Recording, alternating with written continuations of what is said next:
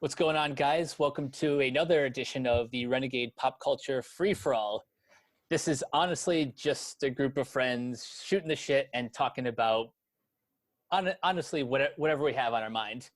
I am Mike. I'll be your host for this evening. Joining me is our fearless leader, Keona. I am the fearless leader, the leader with no fear, the man without fear, one might say. Perhaps someone who could be called a daredevil. Indeed. We also have Josh and Kristal. Hello. Which, by the way, Keona, I actually just finished watching Daredevil. Sweet. Nice. And last but not least, my Fresh Takes co-host, Brock. What's up, everybody? Keona, you've got me laughing so hard right now because I remember there's an old panel of Daredevil on a Gatling gun firing it going, I'm sorry.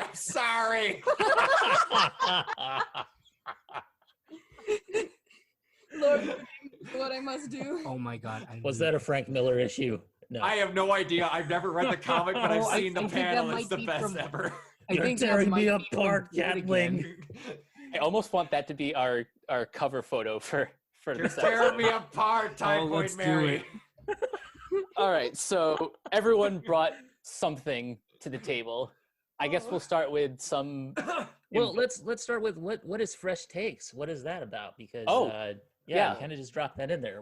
Tell our audience. Forgive me for bearing the lead. Fresh Takes is a series that will be on Brock's channel, Organoid Zero. It's basically where, the two of us, we review anything from movies to TV shows, anime, something that one of us, one of us holds near and dear to their heart, but the other one either hasn't seen or hasn't seen in a while. So we each kind of give our own perspective.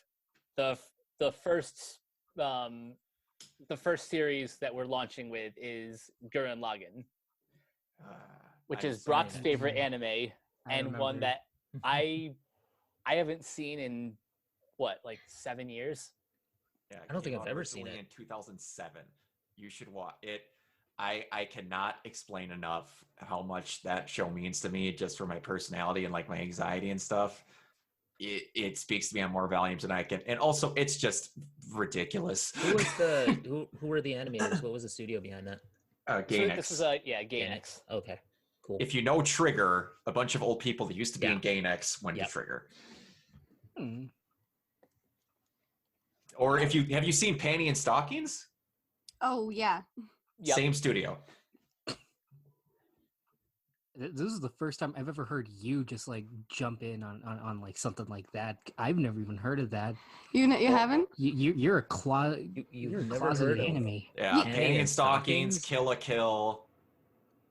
Okay, I've seen Kill la Kill. Yeah, Same it's studio, basically so just like whatever. that. Huh.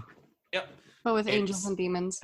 Except now Gurren Lagann is with mechs and beastmen. Ooh. Really good. I'm there. Sweet. It's 27 episodes. It's a real easy watch. It's fun the whole way through. It's good stuff. Yeah, I'm loving it so far. We're only 4 or 5 episodes in, and I'm absolutely loving it so far. Yeah, no, it's a ton of fun. It'll start being uploaded.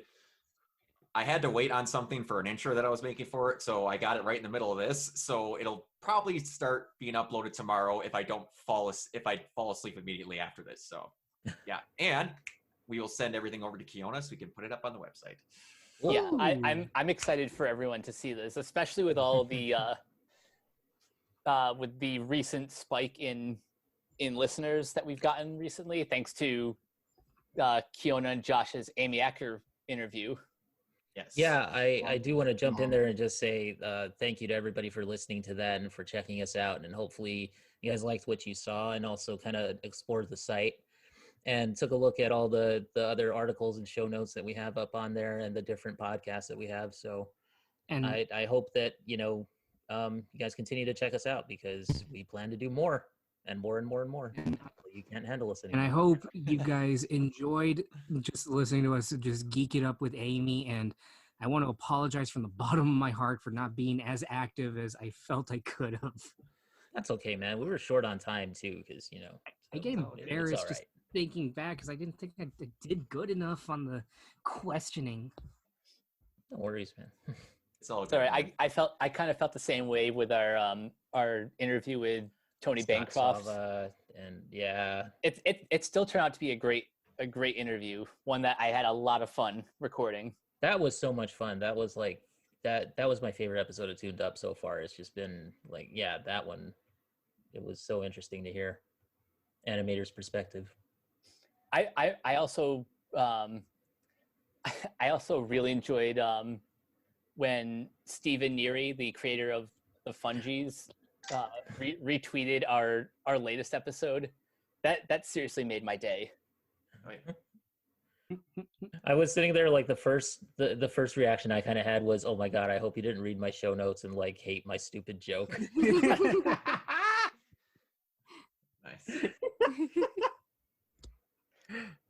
But I mean, that's So anyway, Steven, sorry about the dumb joke, but that's awesome though that we're finally getting this this attention, and like we say, it's only the beginning. Yep. Gotta keep working at it. So we all brought something to the table, whether it's big video game news, a long-awaited rant for a certain David Ayer directed film, and other assorted items. But Keona, tell me a little bit about the PS5 and Xbox pre-orders, because I heard that was not great. Okay. So do you want me to tell you about my nervous breakdown that night? Because that was Oh, no. We're gonna get no, a I mean, conundrum. yeah. I so, think a couple of us had it, so go ahead. I think so too. Yeah, I think we were both like, oh my god. I mean, that was a roller coaster of a night because first of all, they had the PS5 event that was going on in the day, and they showed off some games and stuff, and everybody was like, oh, cool, this looks good on PS5 and whatnot. But like, then they said, okay, then they came out with the pricing, which I thought the pricing was actually pretty good because Yeah, I agree. considering that like you've essentially got a PS5 priced at $399. Because their PS5 discless all digital edition thing is just like, it's the same system as the one with the disk drive. So they aren't cutting any corners there in terms of the technology or the power of the system. They're just cutting $100 off the price, which is, I think, the right thing that they should have done. Absolutely. To undercut the Series X. And because the Series S is underpowered compared to the Series X and to the PS5 even, you're getting a better system for just $100 more. So in terms of the price point, Sony did a good job on that. And I pretty much go digital anyway because I want to preload my stuff. I don't want to have to go to the store on launch day and grab stand in line just to grab a game case. And yeah, so to me, it was worth it just to try to get the all digital edition, which is what I ended up with. But getting there was the hard part because on more than one occasion, I had one in my cart ready to go and I was ready to pay for it. And it just crashed. Like the site would not load the cart, the checkout page. It just would not go. Yep. So how it worked was at about maybe, what time was it? Like about 2:30 in the morning. Oh, wow. I was waiting for it on Best Buy and they had just said, okay, the pre-orders are live again on Best Buy. This was like the second time. And so I went there and the same thing was happening. And I was just like, okay, if I'm not going to get one, I'm not going to get one because I had already chosen to go with PS5 for my personal next gen system. And basically, I saw the page kind of slowly starting to load up, like it was slowly getting you from the cart to the checkout page. And then like, and I had like with my Best Buy membership thing, I had like $30 that I could use to take care of the taxes. So I was like, oh, sweet. So I just kept trying to do it on Best Buy and eventually loaded up to the checkout page. And then it got stuck on the checkout page. It wouldn't go further than that. And then it got stuck on the let's apply your $30 credit. Okay. Ah. Then it wouldn't go past that. And then finally it was like, all right, so do you want it delivered? Do you want to go there and pick it up? So I decided to do curbside pickup, basically. Nice. And finally it went through on about the 25th try that time. I think I tried maybe about like 100 times altogether. So how many hours was that overall? That was like all day, man. Since they announced it, and since the first time, like since they announced it, we were all sitting there waiting for, just reloading pages and trying to hope that it would go through. So that was like a day-long thing where it was just like, and at one point I was just like, okay, guys, I'm done. I'm not gonna do this anymore. Like, I remember you were. What is it even worth at that point? You were just like, man, fuck this. This isn't. I don't know if I'm even gonna do this. Yeah. I'm more of an Xbox guy, and then finally it was. And then Xbox. No, wait, I take it back. Xbox was throwing shade at them too, which was hilarious. They were that tweet immediately after. Tweet where they just were like, "Oh, by the way, we're gonna do it right," And then of course theirs went haywire too, because you got guys who just have bots on and stuff, and they're just like, they go in there. How is this allowed that you can just pre-program a bunch of bots to go buy the system for you? Well, it's like I was talking with my roommate, and from what it looks like, almost nobody, unless you got one sent to you, got that new NVIDIA graphics card. They were all immediately bought by bots. It was sold out within the second that it flipped to 9 o'clock. Yeah, I'm not surprised. Just so that they can flip it on eBay. I mean, it's stupid. They do this with Funko Pops, for crying out loud. But I also did hear that a person programmed his own bot to go in and jack up all of the auctions to like 80 grand and then drop it, so that the people have to do appeals and they have to wait 30 days before they can drop the price down again or pay it out themselves. That is insane. I've never been more happy to be broke in my life. It's ridiculous. The people that want this stuff, it's stupid. Why do you need to be an asshat? Just buy a system and be happy. Yeah, I may not have experienced the same thing with the PlayStation 5 or the Xbox, but I kind of experienced it similar with, you guys can't see it probably, but I have stencils on my Switch because we pre-ordered Super Mario 3D All-Stars, and apparently because it's a limited amount of time and because the pre-orders were only available for a week or so, they decided, all right, here you go, limited time, and scalpers went nuts. They started buying up everything, getting bots and all that stuff, and I think even Amazon had to cancel their pre-orders because they just didn't have enough copies. So you know what, guys? I personally think that we should just not pre-order consoles. Like, just don't do it, because that will stop everything from all of this crap from happening. And they're going to have consoles on launch day. If not on launch day, they're going to have it soon thereafter. Yeah. I mean, seriously, the company, we should not do that as consumers, and the companies are going to get the message, hopefully, if we don't do it. This is because the now only we time have people. I pre-ordered one because of the situation we're in. I was terrified of not getting one because of supply and demand. That was the only time.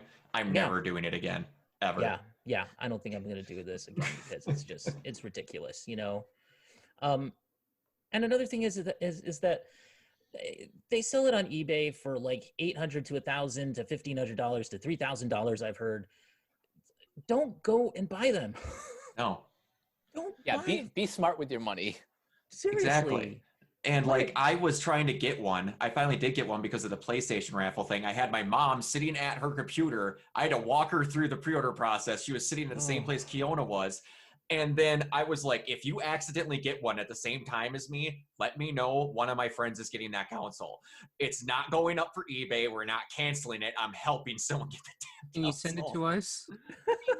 If you would have been the first one to get to me, it would have been you.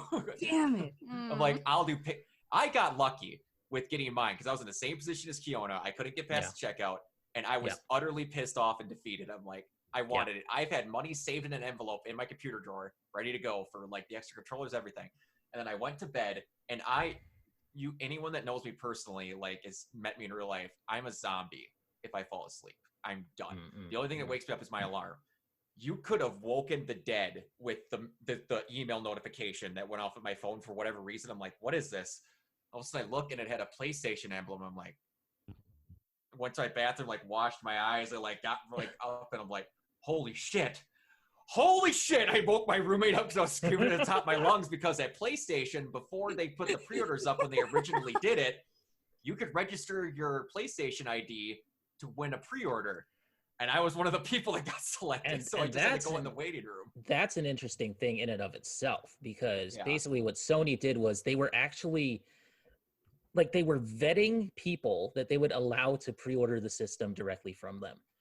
And I put my my gamer ID in, and I never got that email because I guess I'm too Xbox positive. Oh boy. Because like I always tweet out stuff to like Phil Spencer and stuff like that, and I mean, like, you know, who's the head of Xbox right now, and like I just, you know, and I've always been an Xbox guy, and I've said on occasion that I never really got a PS2 or a PS3. I got a PS3 at the end of its life cycle, and then I ended up just kind of selling it off and getting a PS4. So I jumped pretty much from PlayStation 1 to PS4. But I had an Xbox 360 and I had an Xbox One. So, you know, I guess I've always been more of an Xbox guy in a way, but like PlayStation has the good games. You know, it's got the good exclusives right now. So if you have a PC right now, you really don't need an Xbox. If you have a PC, you don't need an Xbox or a PlayStation. Frankly. Yeah, it's like you guys sound like Yahtzee in the console wars video a long time ago on Zero Punctuation. He's like, "But my dear friends, there's a good station that you haven't thought, the world of PC gaming. All you have to do is get out of the grimy Fight Club rattled bloody basement that you're in. Go out and go up the stairs, go outside, feel the sun in your face, and then go down to the other basement where you'll start playing on your PC." I mean. Here's the thing about PC for me, that it is probably going to lose me some brownie points with people, but like I have a very hard time playing on PC on mouse and keyboard. I cannot. My brain is too hardwired console. Like I cannot deal with mouse and keyboard controls. I was kind of like that, where then my roommate, who's a hardcore PC player, I finally got a gaming laptop, like a good one. I spent a couple grand on it, and then he's like, "You should just download Overwatch, try something first-person shooter." And then he's watching me play it, and I'm just like, I can like aim. I hate the movement, but I can aim. And he's laughing. He's like, "Yeah, it's a lot easier, isn't it?" But he's like, "Yeah, the movement kind of sucks." I'm like, I'm just going to use that. He's like, "It's fine. Most people just have the nice graphics and plug in a controller anyway." Yeah. That's how I do aren't it. like most controllers USB anyway? Yeah, especially Xbox controllers. Microsoft. I mean, Microsoft controls the ecosystem on both sides, so it's like, you know, just plug in an Xbox controller, you're good to go. But like, yeah, it. So the PS5 pre-orders were basically a clusterfuck, and you know, and from what I understand, so were the Xbox Series X and Series S, because people were jumping on to pre-order an Xbox Series console, and they ended up getting an Xbox One X. 747% upscale in sales. Yes. Oh. Yeah. At least on Amazon.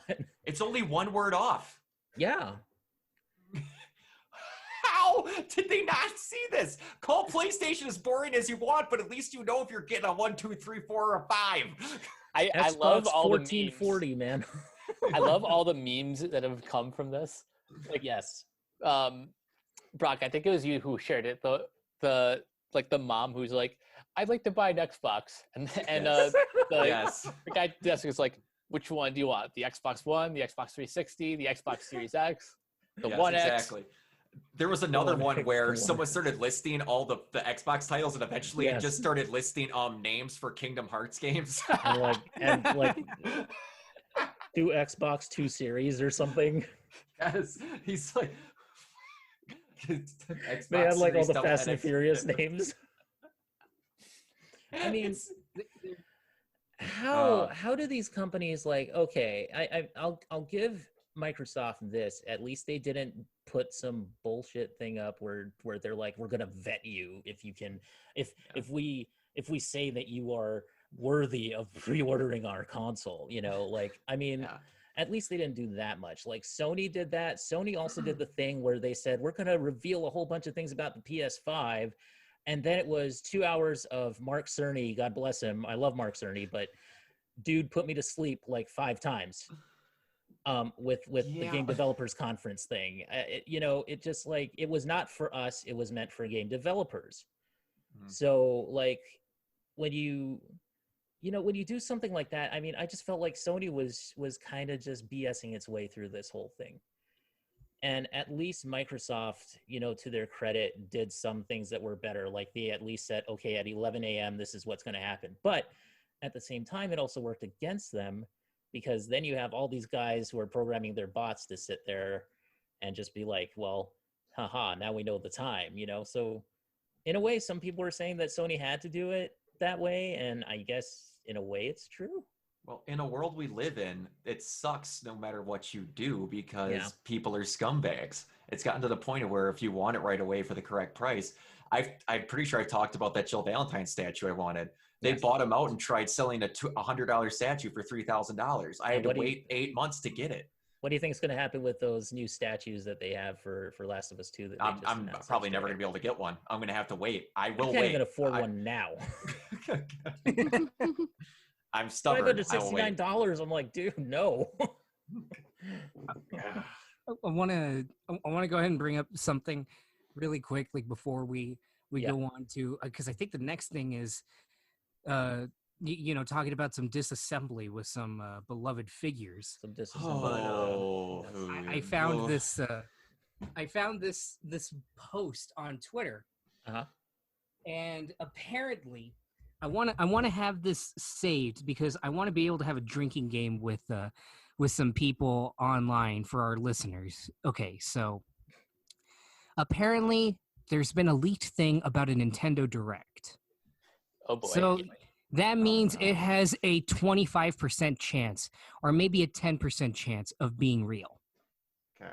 But I want to share this stuff with you guys. And you tell me, I'm going to go down the line here, and I want you guys to tell me whether or not you think it's plausible, it's real, or it's never going to happen. Okay. Okay, so it says right here, there will be a Direct on October 8th, 2020. Think it's real or not? Plausible. Okay. Before we start, did you get this from WeGotThisCovered.com? No, I did not. All right, then it has a possibility of being true. I'm sorry, I cannot stop myself to rip on that website as often as I can. I hate them. You're good. Okay, so this is what it says. Here's what will be shown. Keep in mind, these are just the major things. They make a note to say that these are just the major things. Okay. WarioWare, Switch It Up, Summer 2021. I could believe that one. Plausible. I could imagine that. That one's simple enough to make. WarioWare games are pretty simple. I could believe that. Yeah, same. Yeah, that's plausible. Yeah. Pokemon Sword and Shield, The Crown Tundra, November 27th, 2020. I'm guessing that's an expansion. I guess so. I'll admit, I'm not a Pokemon guy, so... I'm out of the loop too, but if it's just a small expansion, I could see that. Sword and Shield's been out for a little bit of time, hasn't it? Yeah, it's been out for a while. I could see that. If it's just an expansion, that's, I guess that seems plausible. Super Mario 3D World plus Bowser's Fury, February 12th, 2021. So that was already shown in the last Direct, so... Okay. I guess, I don't know. Do you think it'll hit that February date? I think so. I think it could, given that that's about. So Kirby Power Rumble after the Direct. Kirby Power Rumble. Never even heard I of that don't one. think that's going to happen. They just released or didn't they just announce another Kirby game? Yeah, Kirby it was like a Fighters? Kirby Mortal Kombat. Yeah. Kirby Mortal Kombat. Which I want that mod, guys. Go on PC, go to Mortal Kombat, just put Kirby on there, give him a fatality. Somebody tweeted. I'm trying to think of how you fatality a Kirby. Its body's a solid ball. It's like that panel in Ultimates 3 or whatever, where the blob is eating the wasp. And Tweet it out to Ed Boon. Oh See what he God. says. See what he says. Kirby for Mortal Kombat 11. Dragon Quest Anthology, December 14th, 2020. If that's just like not exactly a remaster, but just basically a playable version of a bunch of Dragon Quest games, I could see that. That'd be easy enough to port up. Yeah.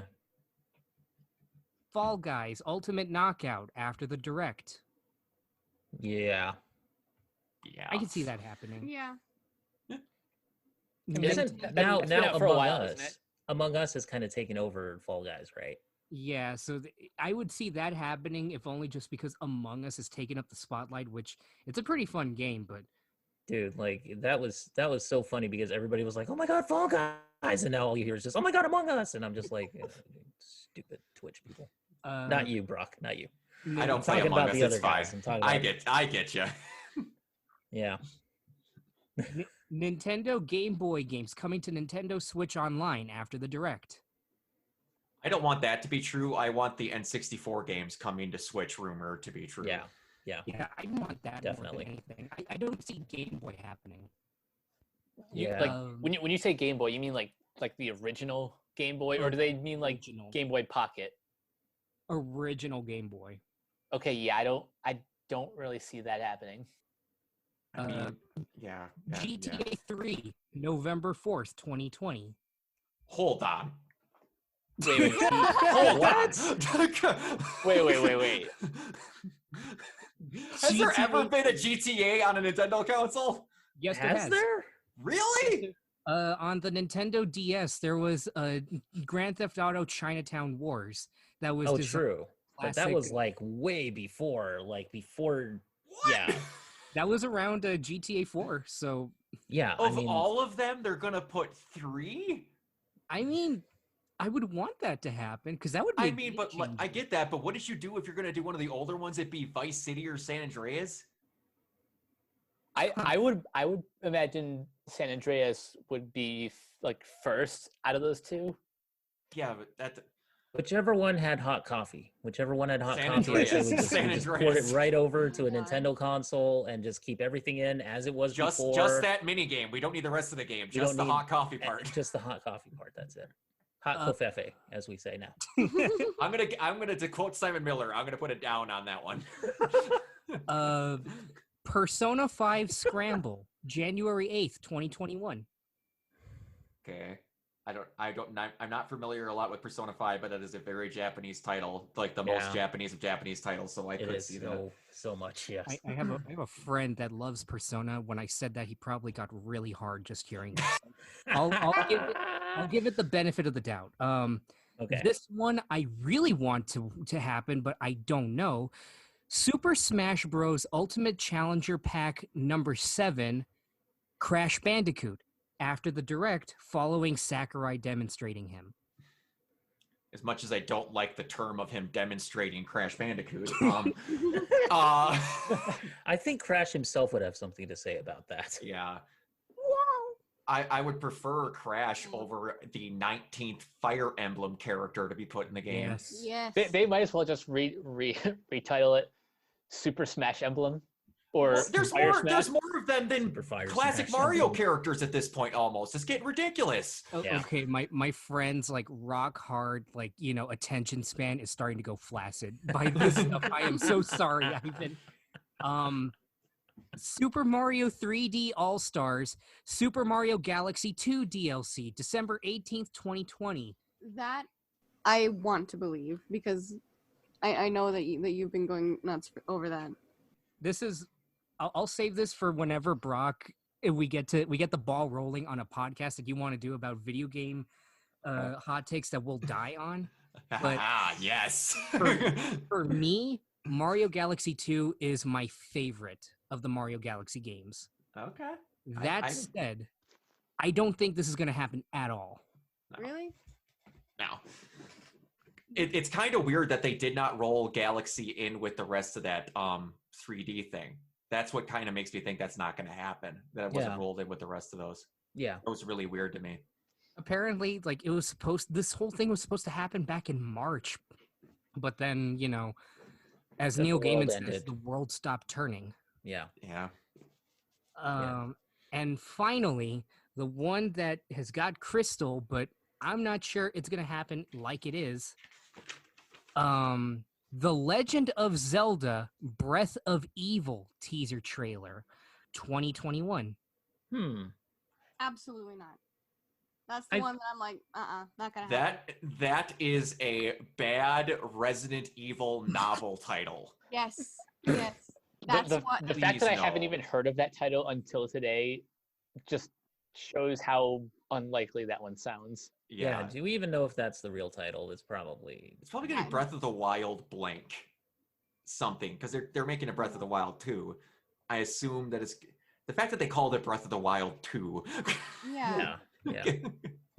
I mean, I think they could just leave it at that. I don't like this Breath of Evil. That's the number one thing that's turning me off to this. Like, there's no way. There's no way that they named it that. I so there's no imagine way that it it's going to be there. I imagine it being like Spider-Man Web of Shadows, where like all throughout Hyrule, they've got the Calamity or something like that, and it's Link going around, and he's like, "Where's Zelda and her search party? I hear no help." So And you get a calamity infested Sheik to come and help you. Oh God. So that's apparently the rumored October 4th direct lineup. If there is a direct on October 4th, this already has a little more credence. But if it doesn't happen, let's remember this and let's have a drinking game, fellow listeners. I believe 80% of that, if a direct does happen, I could see most of that happening. Yeah. I tell you, I will down a bottle of vodka if they announce GTA 3 on the Switch. Oh my God. Seriously though. Yeah. That's crazy. That's crazy talk. I mean, of all of them, really 3. That's like the most random one to put on Nintendo. that's almost as crazy as Sony opening up one of their big reveals for the PlayStation 5 with the trailer for Grand Theft Auto 5. I can't. Okay, That thing is quickly becoming 1,000 times worse than Skyrim has been. Yeah. It is hilarious looking at that trailer for the PS5 release of GTA 5. It has the most dislikes on any GTA game, followed by the very first trailer for GTA 5, which has the most likes for any GTA game. Interesting. Interesting. Well, guys, before we turn this into too much of an arcade episode, let's skip over the next couple of video game centric things and let's move to a couple of movie or animation things before Cool. I want to know to the about gaming Michael, stuff. because Michael, you've finally gotten into a series that I've told you from the beginning that I know you're gonna love. Oh yeah. I can spend a few minutes talking about that. So next week, or whenever it gets uploaded, I will have, it'll be myself, Cameron, PJ Campbell, and Billy Polihan talking about Gravity Falls. This is this idea has been in the works for a while, because one of my personal goals is to get myself caught up on all of like the major network and like animated series. Like I'm trying to get through all of Disney animation stuff, everything from like 2010 onward. So Gravity Falls. After this, I'm working on Amphibia. On a previous Tuned Up, we talked about the Owl House already, which is honestly just as good as Gravity Falls. I finished season 1 yesterday. I'm like halfway through season 2, and we'll get into this more on the Tuned Up. But man, this show is so good. It's for those who haven't seen it, it's basically a kids friendly version of like Twin Peaks, the X-Files, but with like that modern like Steven Universe, Fairly Odd Parents sort of sense of humor. Yes. Yeah. And it's probably, in my opinion, the second best cartoon that has that style that I've seen so far. It really, it just adds to the charm and also makes the scary moments, I think, even like more impactful than they would be if they were animated traditionally, like say in the 90s or something like that, with that Disney style. Yeah, I think this works precisely because it's like taking advantage of, I hate calling it this, but it's the only way to explain it, the Cal Arts style. Yeah. I will never call it that on Tuned Up, but for this audience, I think it's okay just to explain. I hear Cameron yelling in the distance. Just screaming, Con! But the interesting thing about watching this now, after watching shows that have come after, like DuckTales and The Owl House, you see a lot of like where certain story ideas come from. Yeah. Now, have you guys seen any of the other like post Gravity Falls Disney shows? Seen a couple, like primarily just a few episodes of DuckTales, and I think one episode of The Owl House that my brother-in-law tried to get me into. Hmm. Yeah, I've kind of caught some DuckTales, which is good. But Yeah. other than that, no, unless someone suggests it to me, I really haven't caught anything. So Yeah, I just don't same. have cable anymore. So Well, a lot of those shows are on Disney Plus. oh, Yeah. Shows like Amphibia, Big City Green, Tangled, the animated series, Big Hero 6. They're all on Disney Plus, and eventually Cameron and I will get through all of them. But I'm just really excited to talk about Gravity Falls, especially with our guests that we have on, because one of them, I know PJ's a big fan because he named his two dogs after the main characters, Dipper and Mabel. Aww. Aw. nice.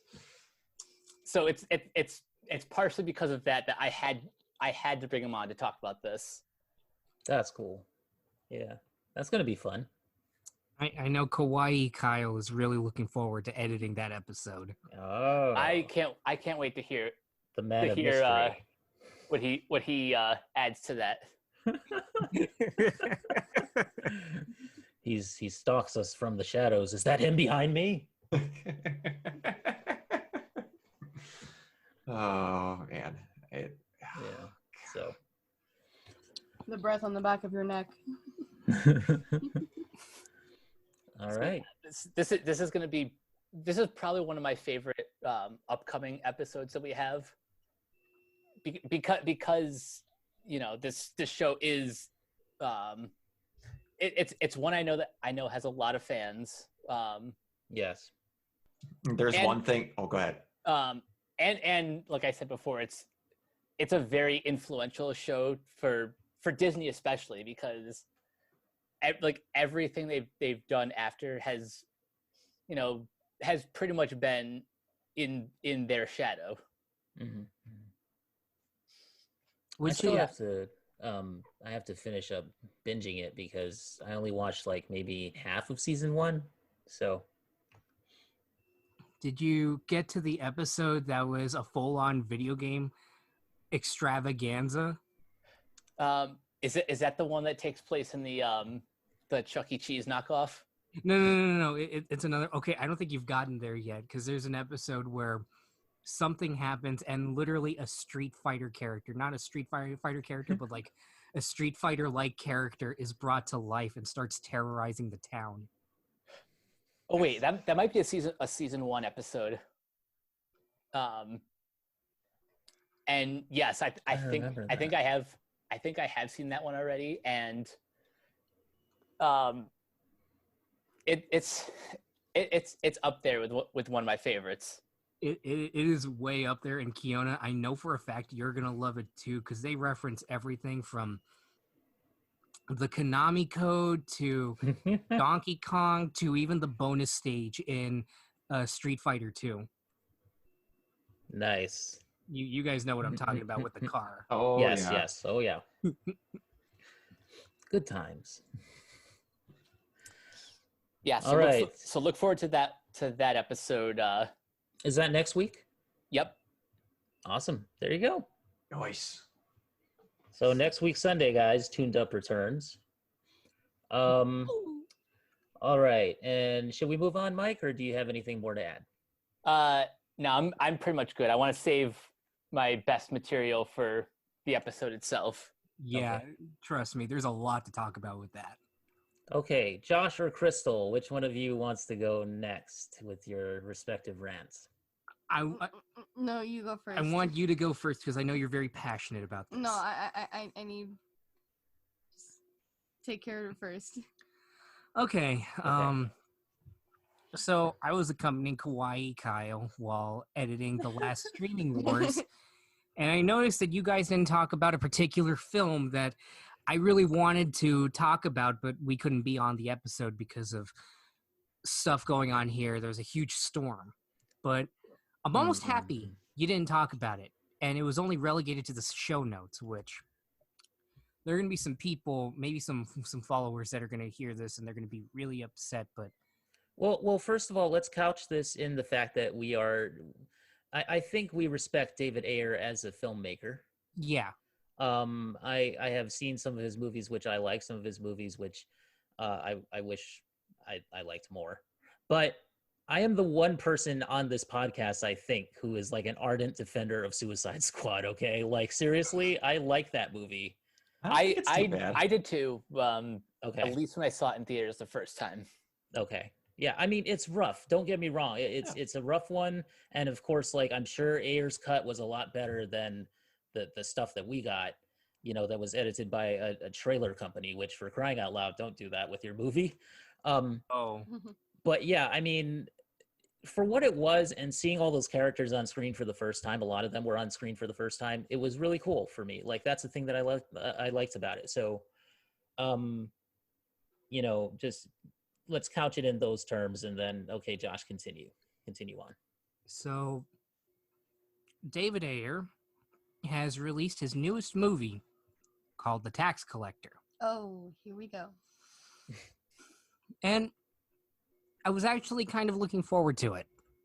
I don't think I ever said this. I was actually looking forward to it because I don't mind David Ayer also. I'm probably one of the few people that actually doesn't mind Bright, even though, and I'm going to say this, I like reading screenplays before I watch the movie sometimes if I'm able to find them.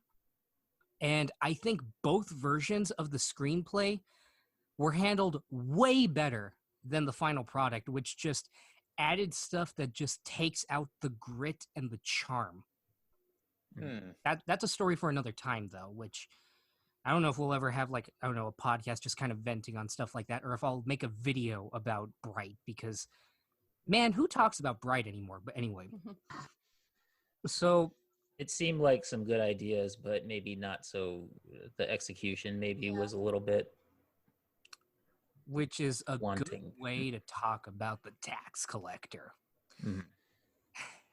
I was looking forward to it, and I love Shia LaBeouf lately. He's been on a hot streak with just kind of being daring. It's him, Daniel Radcliffe, and Robert Pattinson, I think, that have just been challenging themselves lately with their roles, whether they're good or bad. You can't say that they don't put 110% into what they do, and I gotta admire that. Yeah. But I remember Tax Collector was under a lot of hot water because people thought, okay, David Ayer, did you put Shia LaBeouf in brownface? And he was like, no. Here's the story. And it's explained in the movie, but he's a Jewish boy, but he was raised in the hood. Just like how I was. I'm a white boy, but I was raised in the hood, and we kind of grew up around that culture. Okay. I want you guys to keep that in mind. So I saw the movie, and I figured, you know what? Screw it. It's going to be fine. It looks decent or whatever, and I swear to God, while we were watching it, I just felt my optimism just slowly fizzle out. And then at the halfway point, it was shot. And then at a certain point, we all just started laughing at the movie. And this pains me because I know David Ayer is capable of so much better. I think he's a decent writer. I really do. Yeah. I still haven't seen Training Day, surprisingly, but I've seen End of Watch. Like I said, I liked Bright for the most part, and I think Suicide Squad could have benefited a lot more from just some structure, Yeah. But the tax collector, I think, is David Ayer at his absolute worst and self-indulgent. Okay, let's go. First of all, this has probably the worst lead actor I think I've ever seen in my life in a 2020 release. Yikes. And I say this because I've never seen this guy before. Bobby Soto, you're probably a great actor. I don't know, because I'm judging you off of this. And this is the worst I think I've ever seen of like a Hispanic stereotype. And for people watching at home, I'm Hispanic myself, and I have no problem with stereotypes, honestly, if they're handled correctly.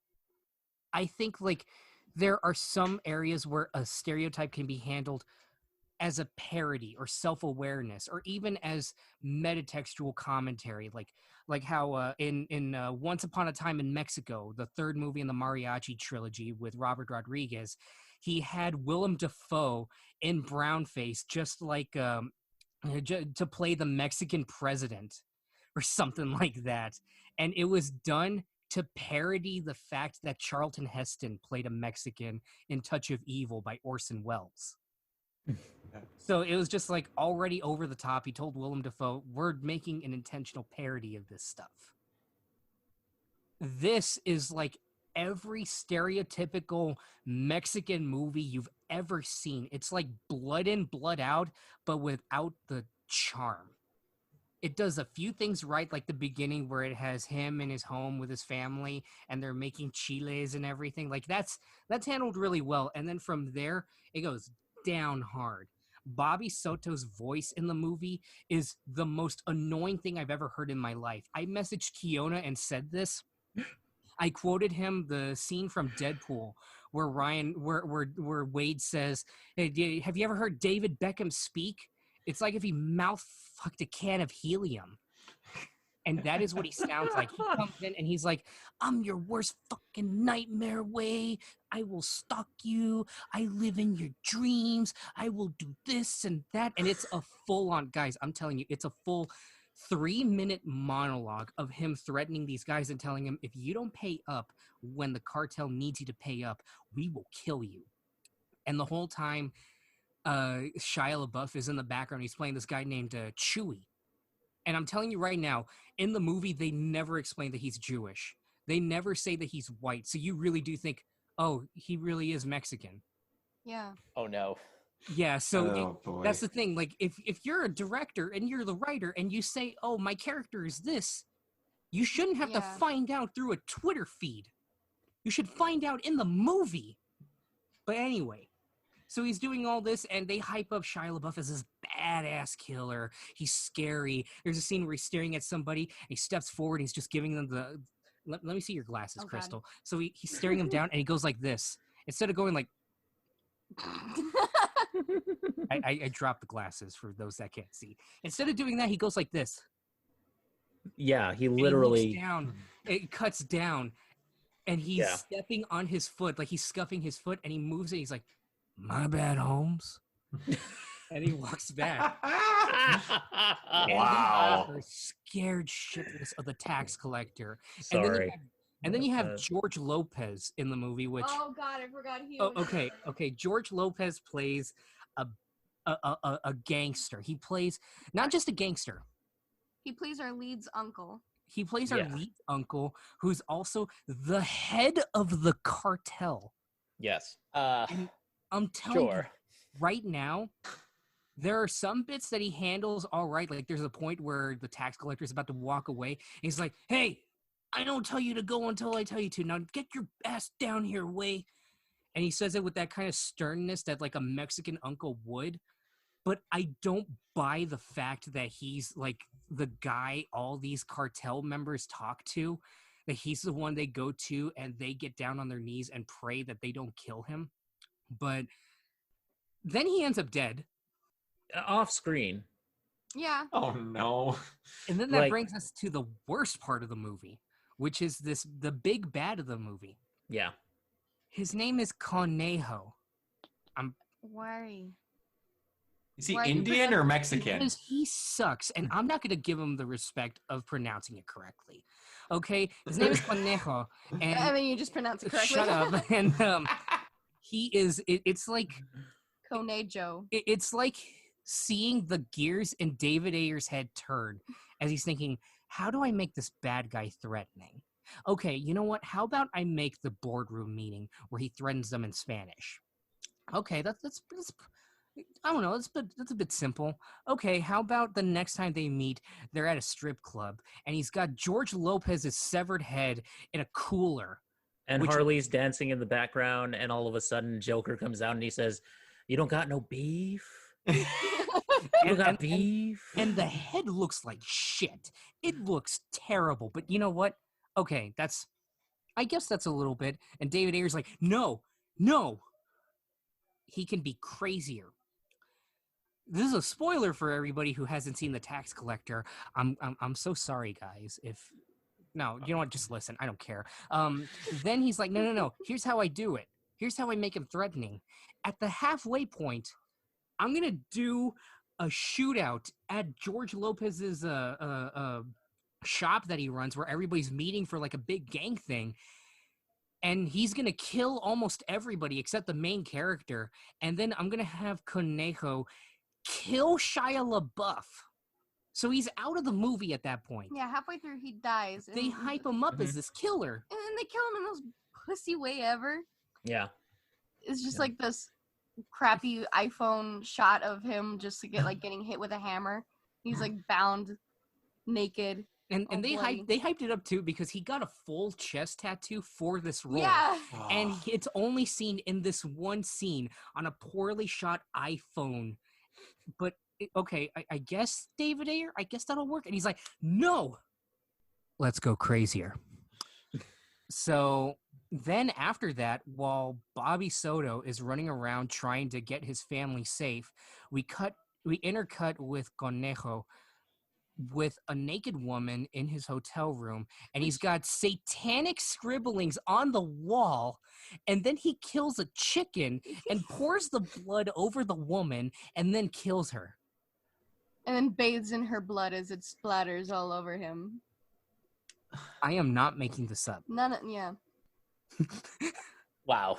So that's just wow. the acting. That's just the acting, and then there's the execution of it.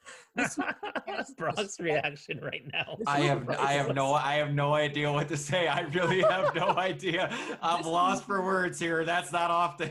This movie has the second worst acting or editing I've ever seen in a motion picture this year. God. It is rivaled by You Should Have Left. So one example I'd that say I it's have. worse. It's worse? I'd say it's worse than You Should Have Left. So there's a scene where, he's talking to his wife. And by the way, all the women suck in this movie. It's not the acting, it's the writing. They all suck. They only have one role, and that is to be hot. Yeah. There is a woman. The reason why I take this movie so personally, there is a woman from my town, from El Paso, that is in the movie, and everybody was talking her up like, this is her big role. This is a Hollywood-making thing. And I'm just saying this, if you happen to be listening to this, I would love to work with you. Seriously. Because I don't think you were given a fair shot at showing your acting potential here. Because this woman, all she does is give bug eyes and be hot. She's supposed to be crazy, orale Holmes. But anyway, so there's a scene. She's your style, man. So there's a scene You where are a match made in heaven, So- way. a match made in hell, Holmes. So there's a, Is that a line? I think so. Oh my god. So there's a scene halfway through where, okay, after everything's gone down, scrambles and tells his wife, go pick up the kids and get them to the hotel, and you got to get out of town, man. So then she picks up her kids and they go, and it's the dramatic music. Oh. He's talking on the phone, and she's like, I love you, and he's like, I love you too, Gway. And then immediately in the next shot, they cut right away to the hotel room where she's staying at, and he walks through. It's very jarring. It's very jarring, and he walks in, and you see the whole room, okay? And then he walks in, and he's like, I forget her name. The lady, are you there? And then so then he walks in and he goes to the bathroom. He's like, we got to get going. We got to get going. And then he washes his hands, and then he looks up at the mirror and then sees her. And it's his wife laying dead in the center of the room with blood around her. And I'm telling you guys right now, in the shot that you saw with him walking in, you could not see anything. You could not see anything at all. And then the second you look in the mirror, there she is. And then the next shot in the middle of the living room, there she is. And it's like, where the hell were you? Are you Sue Storm? So then, and then on top of that, there's this weird sense of, okay, I love directors and writers that have a lot of setups and payoffs with their stuff. Like, it's very well done. Like, for my money, Knives Out is a perfect example of setups and payoffs. Oh yeah. But this one is downright terrible. There's a scene where, after we're watching Bobby Soto going around and doing the tax collecting, we suddenly cut to him in a jiu-jitsu studio. Oh god. Oh yes. And it's like, what? And then he's fighting with Conejo at the end of the movie, and you think, oh, he's going to use the jiu-jitsu. Because they like cut back to when he was doing They cut back to it, exactly. And instead, he gets away and then pulls off the bathroom sink. Because they like set up, oh, he learned how to do an arm bar in jiu-jitsu. Okay. So he like flashes back to like figuring out how to do the arm bar. You think, oh, he's going to pull an arm bar at him, break his arm, and then, kill him and run away.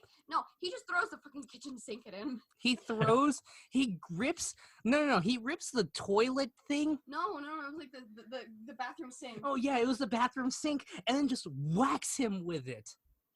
They threw the bathroom sink into this movie. They did everything and threw the bathroom sink into it. And then there's a character in there. Wait. Well, okay, you go ahead and finish.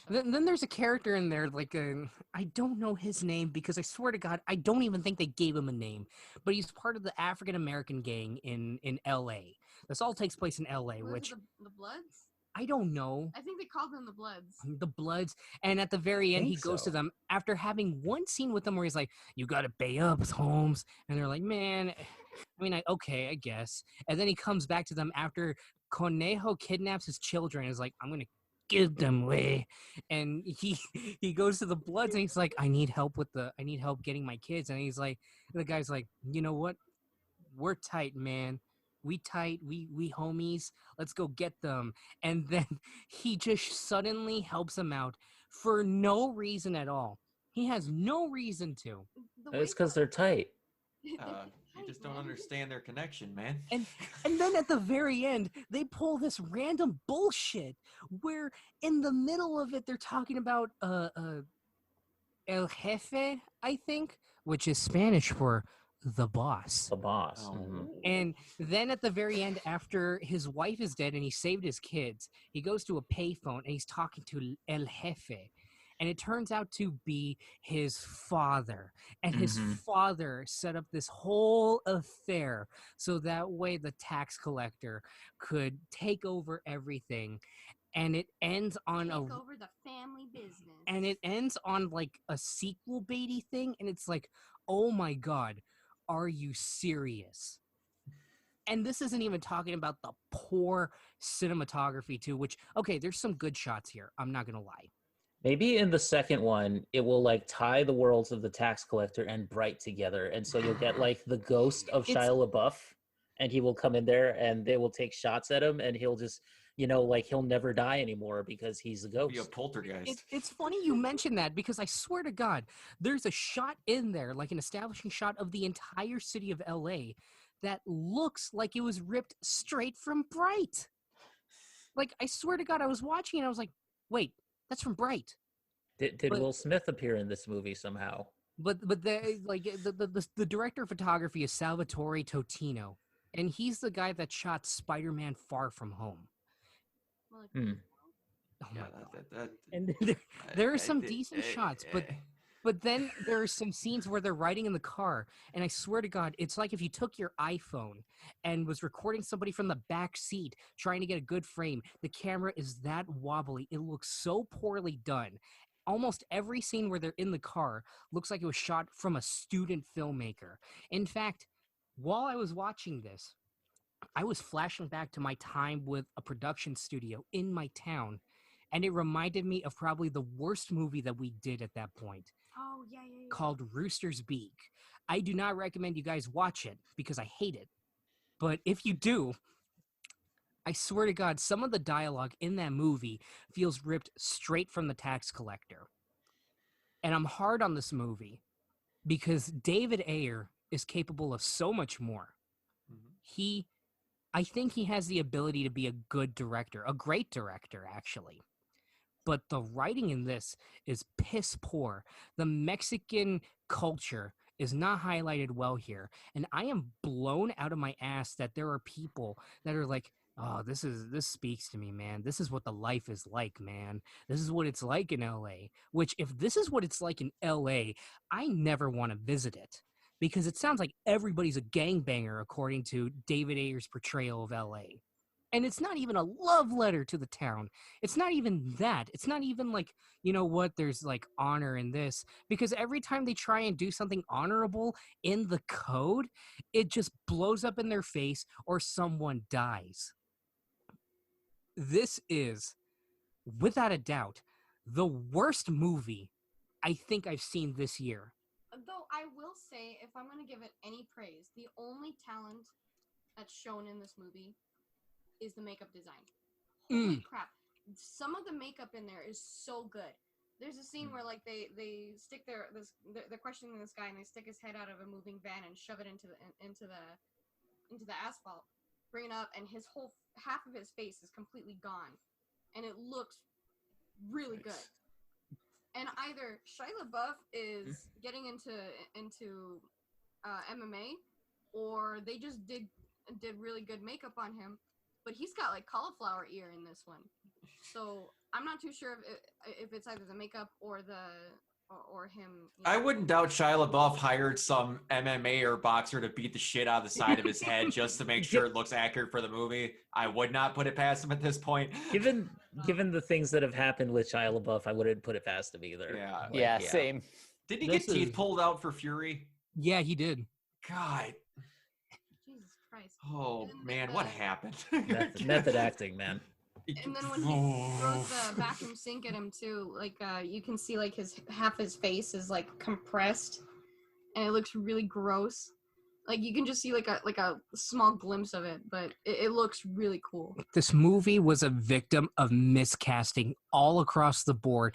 The only one that felt like they were suited for their role was Shia LaBeouf. Yeah. Everyone else, like I was watching this movie and I was just thinking halfway through, you know who would sell this role really well with the intensity of it? Michael Mando, who plays Nacho on Better Call Saul. Just Oh yeah. Or you video gamers, he's Voss from Far Cry 3. Exactly. And anybody, they literally needed to just recast everybody. And I was getting more frustrated on a personal level because I heard, like, David Ayer's been making the rounds lately because of the Snyder Cut. He's been talking about release the Ayer Cut. And he really went out of his way with the tax collector saying, this is 100% my vision. This is everything I ever wanted. I always hate when directors of bad movies admit that, like especially when they've done better stuff in the past. Yeah. This is not David Ayer's best work at all. Do you think there are any positives to this one, Josh, in your opinion? Like Kristal brought up the makeup effects and the makeup effects were pretty good. And like I said, there are some good shots in this movie. Yeah. And I can see the story working. Yeah, me too. I can see the story working if they went full in on making it stylized. Like, in my opinion, David Ayer should have done this from an exaggerated perspective and maybe gotten somebody like Robert Rodriguez to collaborate with him on the script. Ooh, that would have been fun. That would have been interesting. Making something balls to the wall like Desperado or From Dusk Till Dawn, just with how nuts it gets. Like, you know, it's already going nuts, and then it gets worse, and then it gets worse, and then it gets worse, and then it gets crazy. That would be amazing. It feels like it's having one foot in realism and the other foot in absurdity. I mean, the main villain did satanic rituals over a naked woman while dousing her in chicken blood. I can't believe I have to say that. I have to openly admit, I'm a person that watches bad movies surely for the point of them. I openly watched Velocipaster. I'll just get that out there. This plot is worse than Velocipaster. And that's saying something. I tell you, it is aimless for the first 30 minutes, and then the plot kicks in, and then it just doesn't stop, and you just feel like I missed something here. It feels like the movie should be 2 hours or 2 hours and 15 minutes, and it's an hour and a half. It felt like 2 hours to me. Like, if there's one thing I will give it, I think the music was okay for what it was. yeah. I think some of the action was good. I hated that one shootout at the very end when the Bloods are teaming up with Yeah. Bobby Soto, and they kick down the door. Yeah, I didn't like. And that it's like too much. you see the layout of the apartment in one sweeping shot, and it's like, okay, let's see this. This is where we're gonna see a bunch of the action, and then the Mhm. Bloods kick down the door, and the second they start shooting, it goes slow mo. Yeah, I didn't like And then that. it starts going up like it's a De Palma movie, and then it keeps going. It goes back to fast motion, and then back to slow mo, and then back to fast, and back to slow, and back to fast, and back to slow. And it's like, oh my god, just pick one or the other. Yeah, that's true. This is. I will say this. A lot of people rag on Zack Snyder for his use of slow mo. That may have been true early on in his career. This is what they're talking about. This is slow mo for the sake of slow motion. There is no thought put into it. It is gratuitous in the sense where it's like, look at this violence. It's a lot of violence. Look at all this violence here. That's a lot of violence. If you look at someone like John Woo, who was, like somebody who really used slow motion effectively, like he would always frame it where it's the impact of the shot or the after effect of the shot or the explosion or what have you that he would then slow motion, because he's trying to show you the impact of the shot, of the kick, of the grenade going off, whatever it was. Yeah. And I think that is the most important thing you can do with slow motion, rather than just showing every single frame of something happening. I mean, it should always be done for a reason. So. Even 300, the whole movie is a romanticization of King Leonidas. So every time he does an impact, it's meant to look like the most badass thing ever. Yeah. Because that's how they're telling the story. That's Yeah. how he's telling his troops. So the slow motion makes sense there. Yeah. Even in Tarantino movies, he tries to find the beauty in the violence. Yeah. There's nothing beautiful about it. There's nothing poetic about this. This isn't a romanticization of the bloodshed. It's just, look at this. We did this big set piece. So, all right. So, any final thoughts on Tax Collector before we move on? I did not like it. It was worse than Guns Akimbo. Yeesh. And now, if it pleases the court, I'm going to turn the stand Here we over go. to Kristal, who has some choice words about something that came out from Netflix recently. Kristal, you now have the floor. I am angry. Who here is familiar with the Dark Crystal franchise? I'm familiar, but I haven't watched it yet.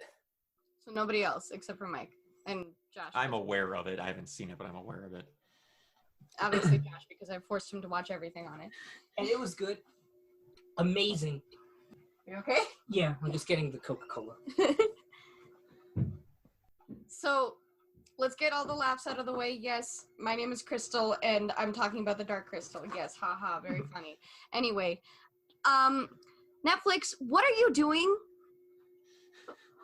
Why on earth would you cancel the Dark Crystal right after, like the day after it wins an Emmy for best children's program? Why? I don't get it. I simply don't get it. I mean, if I really think about it, I can see that there were a lot of flaws in the Dark Crystal and the Dark Crystal Age of Resistance. Just in that there was the marketing to begin with was bad. Well, we all know Netflix is terrible when it comes to marketing. Yes. It barely showed anything, and it really only marketed it to already like existing fans of the franchise. It didn't market it towards kids, even though it is a kids program, even though it probably shouldn't be, considering a lot of the of what happens, what they get away with in the Dark Crystal, like having an eye-eating bug attached to Mark Hamill's character's eye, and like practically seeing it like consuming his eye and hearing him screaming. Not only there was just a lot of violence around Mark Hamill. There's a scene near the end where he bludgeons a creature to death for trying to escape him, and it's played like a horror movie where he's just like, ah, and he's doing the full-on Joker voice, and he just gets a pipe, and it cuts to this bug-eyed like creature that looks like a Henson thing, and it looks like a crackhead, but it's just scared out of his mind, and then just and then you see the silhouette of him like splattering it, and then it cuts to the bug-eyed crackhead little creature, and then it gets splattered with blood. See, the thing is that already the creature that he's bludgeoning is I forget what they called them, but it's just like these it started with a G, I don't remember, but these poor creatures, like there's two of them, and they become slaves in the Skeksis Palace, and they have their mouths sewn shut the whole time that they're there, and they're like they like hold each other, like they're like they make like mumbling sounds, like like they talk like that, and then like one breaks free and like cuts the ropes, and then like I think they get killed. Yeah. Oh yeah, they get like thrown into a fire pit. One of them gets thrown into a fire pit. The other, like I said, no, he gets thrown into a fire pit, and then the other one, like you see him fall. Oh god! And then the other one just gets bludgeoned to death, and it's just this show's not for kids, but it is. Sounds a lot like Infinity Train, which I don't want to give any spoilers for those who haven't seen it yet, but for a show that's supposed to be targeted towards children, they get away with a lot of dark stuff. It does kind of harken back to like the 80s when like PG rated movies were like in between R and G. Oh yeah, like so it's like you had Temple of Doom where like the guy rips the other dude's heart out and it's still beating and stuff, and everybody was like, that's a PG yeah movie. like Kristal said, we just finished watching Dick Tracy. We showed it to her for the first time, and Madonna. Dick Tracy, yeah. Wait, is it Madonna? Yeah. Yeah, it was Madonna. Oh my god. Breathless Mahoney. And even in the original Dark Crystal movie, it was still. Oh yeah. Yeah. I just go back to Dude, that Dick Tracy movie is one of my favorites. Like, seriously, I don't want to go off too much on a tangent here, but yeah, Al Pacino in that movie just sells. Rightly nominated for an Oscar. Love it. Really? Okay. He was nominated for an Oscar for that? Oh Yeah. my god. Really? That's hilarious. I love walnuts. Not for Heat, but for Dick Tracy. Sure. But anyway, God, just the art behind the Dark Crystal Age of Resistance, like they put so much work into that. so much work into that. You just watch the behind the scenes. It is phenomenal. It is amazing. There's a what they full-on did. documentary. Yeah, there's a full-on documentary. I highly suggest everybody watch it, because if you're into like just art in general, that's beautiful. And my God, just I don't get it. Yeah, like I said, that they didn't market it correctly. I mean, I showed it to my brother, my sister, my younger brother and sister, and they're like 11 and 13 now, and they loved it. They really enjoyed it, and everybody that I've shown the Dark Crystal to, and Dark Crystal Age of Resistance, have loved it. So it's not like they didn't have the viewership. Mm-hmm. They definitely had the viewership. And then there's the cast. The cast is an all-star cast. Let me just list the off cast like is amazing. the some of the names on here. You have Taryn Edgerton, Anya Taylor-Joy, Natalie Emmanuel, Mhm. Mark Hamill, Simon Pegg, Helena Bonham Carter, Jason Isaacs, Andy Samberg, Natalie Dormer, Alicia Vikander, Keegan Michael Key, Gugu Mantha Raw, Mark Strong, Aquafina, Toby Jones, Lena Headey. Sigourney Weaver. Sigourney Weaver, Yep. yeah. That cast is stacked. Oh yeah, and It Bill is. Hader too. Bill Eddie Hader. Izzard. Eddie Izzard's in that. Andy Yeah. Samberg. Yeah, I mean, like, yeah, that's a great cast. And when you listen to their interviews, all of them are fans of the Dark Crystal. All of them love it, and they love the project. Everybody involved in this project are in there because they love the Dark Crystal, and I see why. I think the only two reasons why they would cancel it is either A, because they didn't have a viewership, which I don't think is the case, or B, it was just too much money. Because That is it's true. It's probably the latter. Yeah. Plus with the pandemic still going on, it's probably not the easiest like production. Yeah. I think to put it in perspective, I remember it being announced right when we started dating back in 2016. Yeah. And it didn't come out until 2019? Yeah. Not until last year. It takes a lot of time and a lot of talent in order to make those puppets. And they most of Age of Resistance is all practical. Most of it. Aside from maybe some green screen and a little bit of CGI. And even then, you wouldn't be able to tell. Yeah. You wouldn't be able to tell. It is so good. Everybody, just watch it. Just I know it's a little out there. It's a little, it's not for everybody, but if you appreciate art, you will appreciate this. And I'll make this open call. I think the one streaming service to beat right now in terms of content is HBO Max. HBO Max, if you're listening to this, swoop in, please. Talk to the Henson Company. Talk to everybody. Get this show back, and you will be thankful for it. Please. And see, I don't get it, because they won an Emmy for it, and I feel like if they were going to cancel anything on Netflix, why that? The one thing, like one of the few things that they actually won an Emmy for, because HBO is just swooping all the awards. They could have canceled, I don't know, Hoops. Yeah, they could have canceled so many I things. wish they canceled that. They also canceled Altered Carbon recently, which shocked the crap out of me. Really? Yeah. Yep. Nothing's getting past 2 seasons unless you're Stranger Things, pretty much. And that's gonna get canceled too. Man, Netflix, jeez, you are just dropping the ball here. Or at least, it's running out its last season, so. Yeah. Lucifer's got one last season. Yeah. Like, they could have canceled so many things to just redirect the budget towards one of the few things that they won an award for. And they didn't. And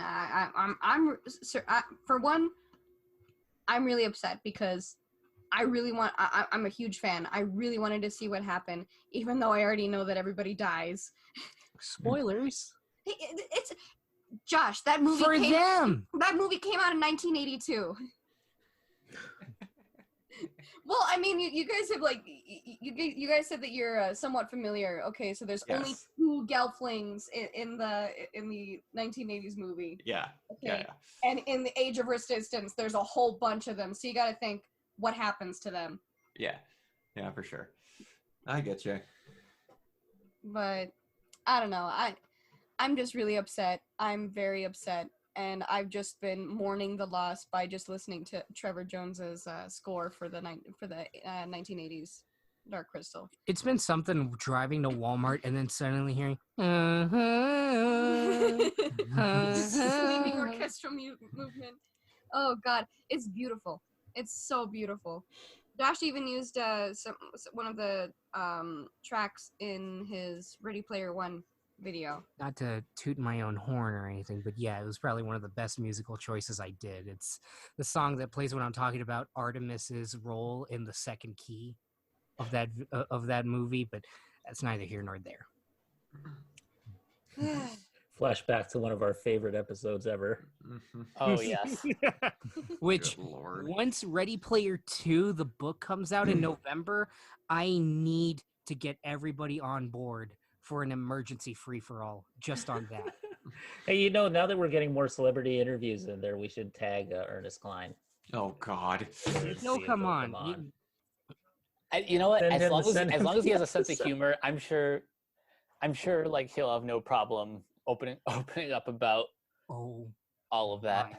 I'll Oh just my- let Josh do it. I'll come in and dress in like a referee uniform and Oh my God, guys, I'm sorry. Like, before we move on, I just got this message from Gwen. Shout out to Gwendolyn J. Stone. Mhm. She just sent me the screenshot because I guess she's listening to Richard Cheese. Oh no. Because I see she's got, like, in the screenshot she sent me, she was listening to his cover of American Idiot. Oh no. I can only imagine what that's like, but apparently he released a lounge version of WAP. Oh no. Oh God. Oh no. Oh no. Amazing. Hang on. no, no, Speaking no, of speaking no, of no. which, Put that down. No, stop it. Put that away. Put that thing back. I hang on. I just have to say one Get a thing. mop and a bucket. Go ahead, Mike. There's a viral tweet going around. Someone put that song in the background of like a bunch of Disney, like a Disney montage, and it's one of the funniest things that I've seen. Just of two things that do not belong together. God bless the internet. Oh, that reminds me. Speaking of Disney, did you guys see the pictures that got released today? It was pictures, I guess stills from the production, from the shooting of the new version of Cinderella starring Camila Cabello, Pierce Brosnan, John Mulaney of all people, and Billy Porter as a gender-neutral version of the fairy godmother. And it's said to be a feminist take on the Cinderella story that's going to come out in February of 2021. And apparently it's an awards hopeful. Okay, Michael, your face just kills me. I don't even know what to say about that. Honestly, What? honestly though, I was looking forward to this because of all the weird choices. I mean, Billy Porter is amazing, so I was interested as soon as he was announced, but the way you ended it on awards hopeful, I don't know how to react to that. So this is a separate thing from the Kenneth Branagh Cinderella Separate. that came out some years ago, right? Right. Totally This is separate. not Disney. This is, I think, This is Sony. not Disney. Okay. And they lumped this in just to show how serious they're trying to be with this. They lumped this in the same document of awards hopefuls as The French Dispatch, West Side Story, and Dune. Okay. Yeah, so when you think of award season, you think of Denis Villeneuve, you think of Steven Spielberg, and you think of Camila Cabello. I've never gone on record on this podcast about my hatred of Camila Cabello. Her voice sounds like a dog chew toy, but I am just gonna say I am looking forward to this. By the way, it's written and directed by Kay Cannon, who's best known for writing the Pitch Perfect trilogy, and she directed Oh no. 2018's Blockers. Oh no. Oh, I'm gonna hate this. Oh, I'm okay. gonna hate this. I hate the Pitch Perfect movies. I love Oh. Anna Kendrick, but I hate the Pitch Perfect movies. Chalk it up to watching them nearing the end of my freshman year at high school, and that was all they would play in my chemistry class, in my biology class, just so that way, because we didn't have work. But I got so tired of hearing the Cup song, and it started my hatred of Rebel Wilson. Okay, then.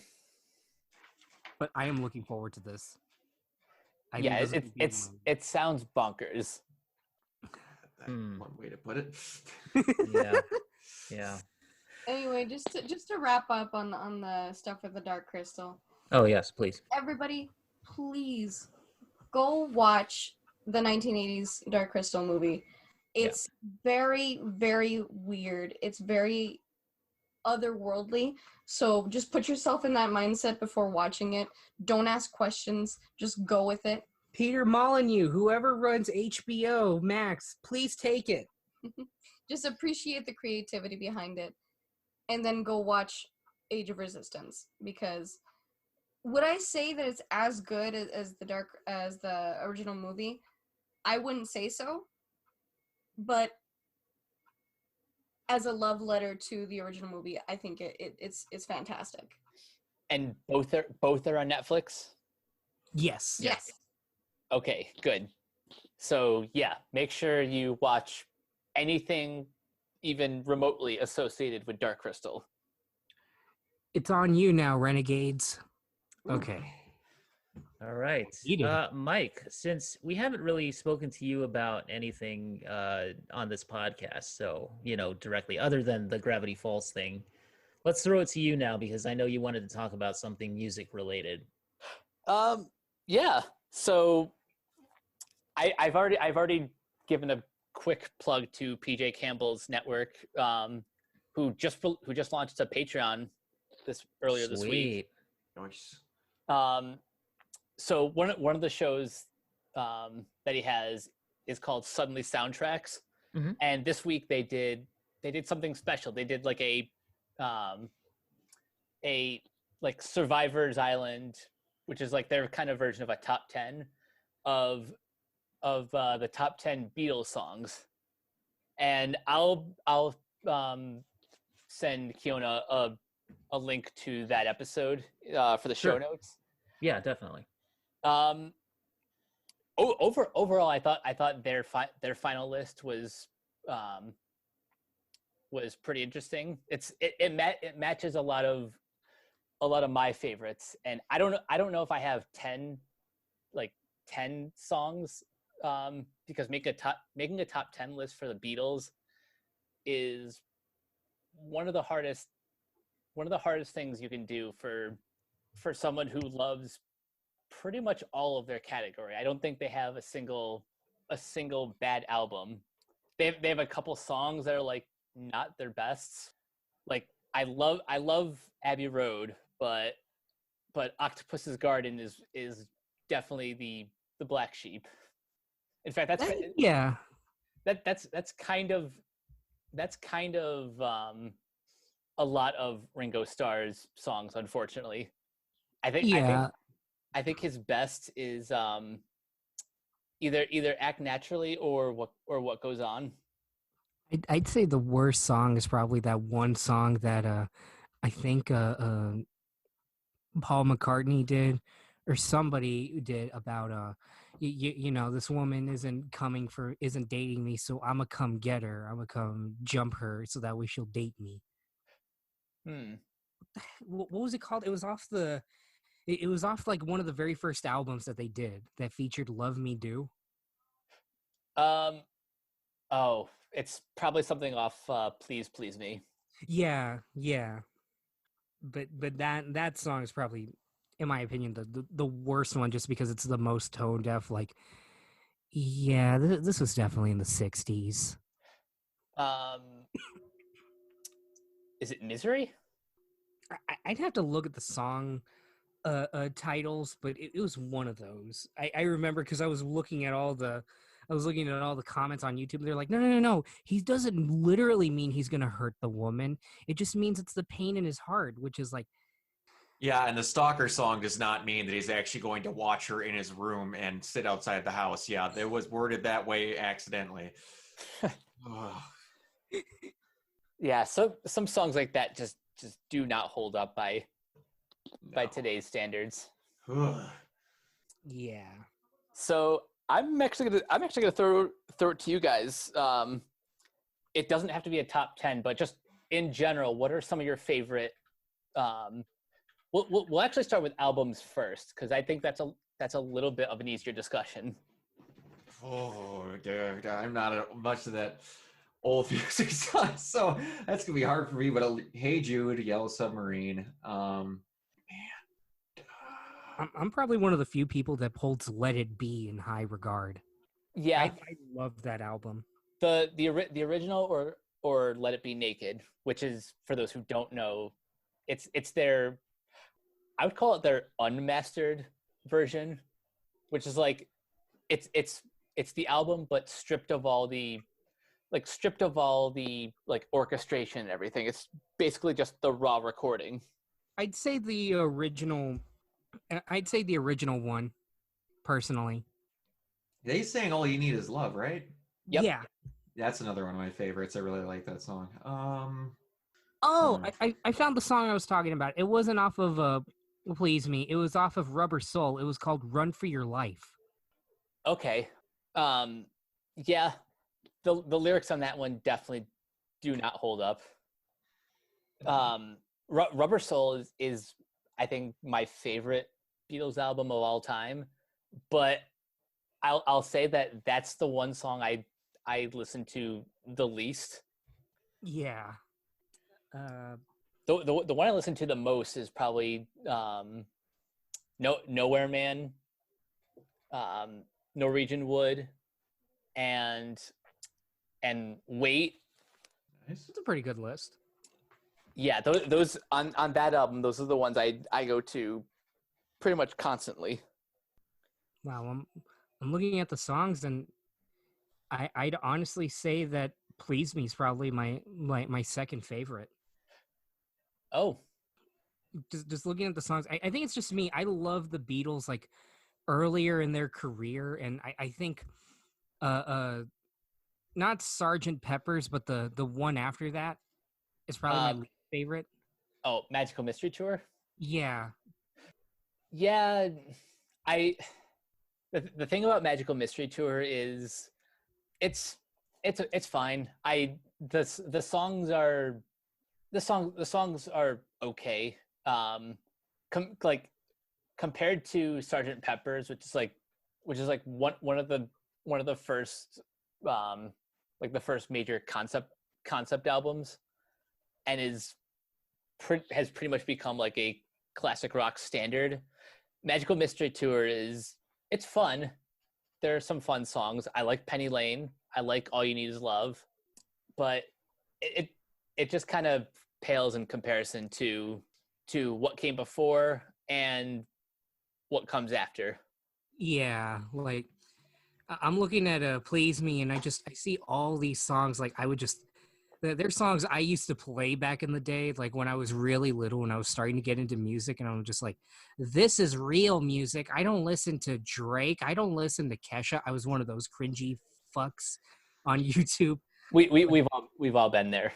I saw her standing there, Love Me Do, which is probably my favorite Beatles song, which is weird.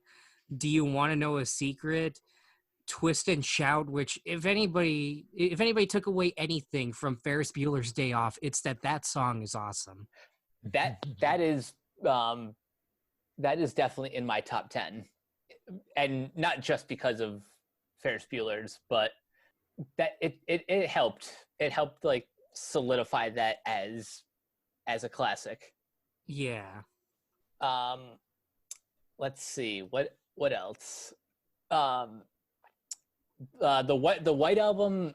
I don't know if like I actually don't know like how most Beatle fans feel about that record as a whole. I think it's kind of underrated.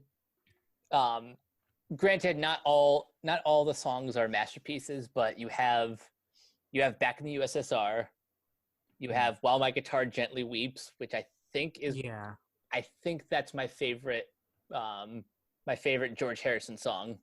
That or something. It has Blackbird. Side note, so I just looked up to see what songs were on it, and it just showed what the most valued record was. Update on January 5th, copy 0000001 of the Beatles, aka the White Album, sold for $790,000 at a Julian auction, a new world record for a vinyl record at an auction in 2015. Wow. Love that Joker.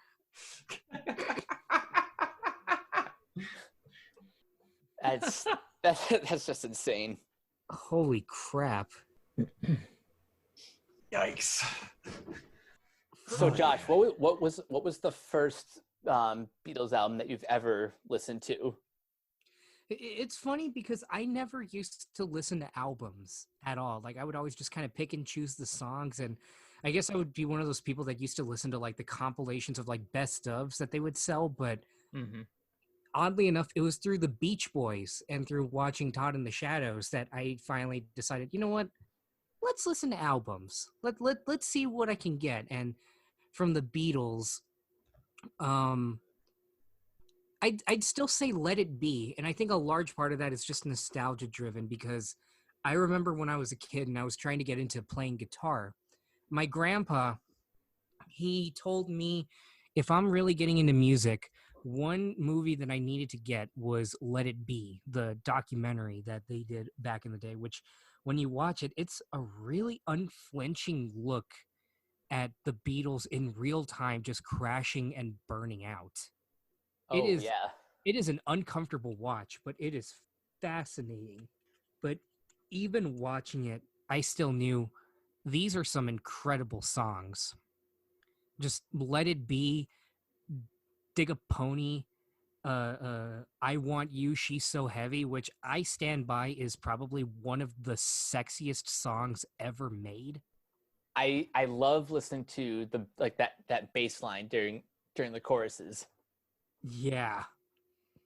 Like I remember I wrote it into a movie that I did for an old ex of mine back in the day that I actually wrote Keona in, and it was like a big centerpiece of the movie. Keona wasn't in that particular scene, but like the song crescendoed into like the intensity of it, and it turned into a big insane affair. And I just even then like that whole album just kind of feels like, you know what, we're going out, let's go out the best way we can. So just to be clear, you did not write me into an erotic scene? No, I didn't. At least not in that movie. Damn. Anyway, continue. I'm surprised that song isn't used in more soundtracks. Well, we all know the reason why, because they're goddamn expensive. Oh yeah, that's true. Rights to the Beatles music is basically costs an arm and a leg and then some. Yeah, like I was reading the Trial of the Chicago 7 script from Aaron Sorkin earlier in the day, and this was back when he was writing it for Steven Spielberg back in 2007. And I know for a fact that he was writing it with Spielberg in mind, because the first page features Getting Better All the Time from Sgt. Pepper's Lonely Hearts Club Band. I just thought, okay, yeah, he knows Spielberg can get away with anything, so let's just go with that. Yeah. Wow. If that ends up happening come October, I swear to God, I didn't mean to spoil it. Oh man, now I'm like, I'm so expecting that to happen. If it does, I'm gonna be so happy.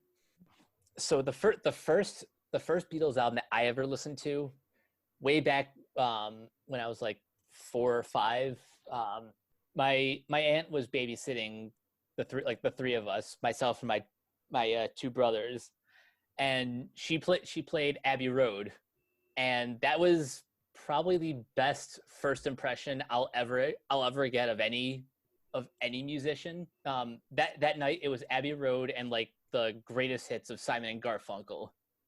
Hello, darkness, my old friend. Ooh. Yeah, and that was like one of my earliest introductions to classic rock / folk rock, and that's like kind of the very beginning of how I acquired the taste of this style of music. I mean, that's a great introduction. In all Right? fairness. I'll Like, admit, I feel embarrassed thinking about it because I remember I thought that the Beatles did the theme for Will and Grace. You know what I mean? You guys know Yeah. Will and Grace, right? Yeah, Like the Mhm. intro, it's got like the rock pianos and all that, and I thought, oh, that sounds like Lady Madonna. I mean, I can see why Yeah, you'd I think see that. Am can I see just that. being stupid? Did I get it completely wrong? 'Cause I feel like I got it completely wrong. I've never looked into it. I mean, I don't know who did the theme for Will and Grace, but the first time I heard Lady Madonna, that was a riff that came into my head. So I understand somewhat the confusion. Oh my god, there's actual lyric. Okay, so it's not that. It's something else from I guess okay, they're giving me different things. I'm not about to dwell on it. Okay. Stupid Google. Jonathan Wolf.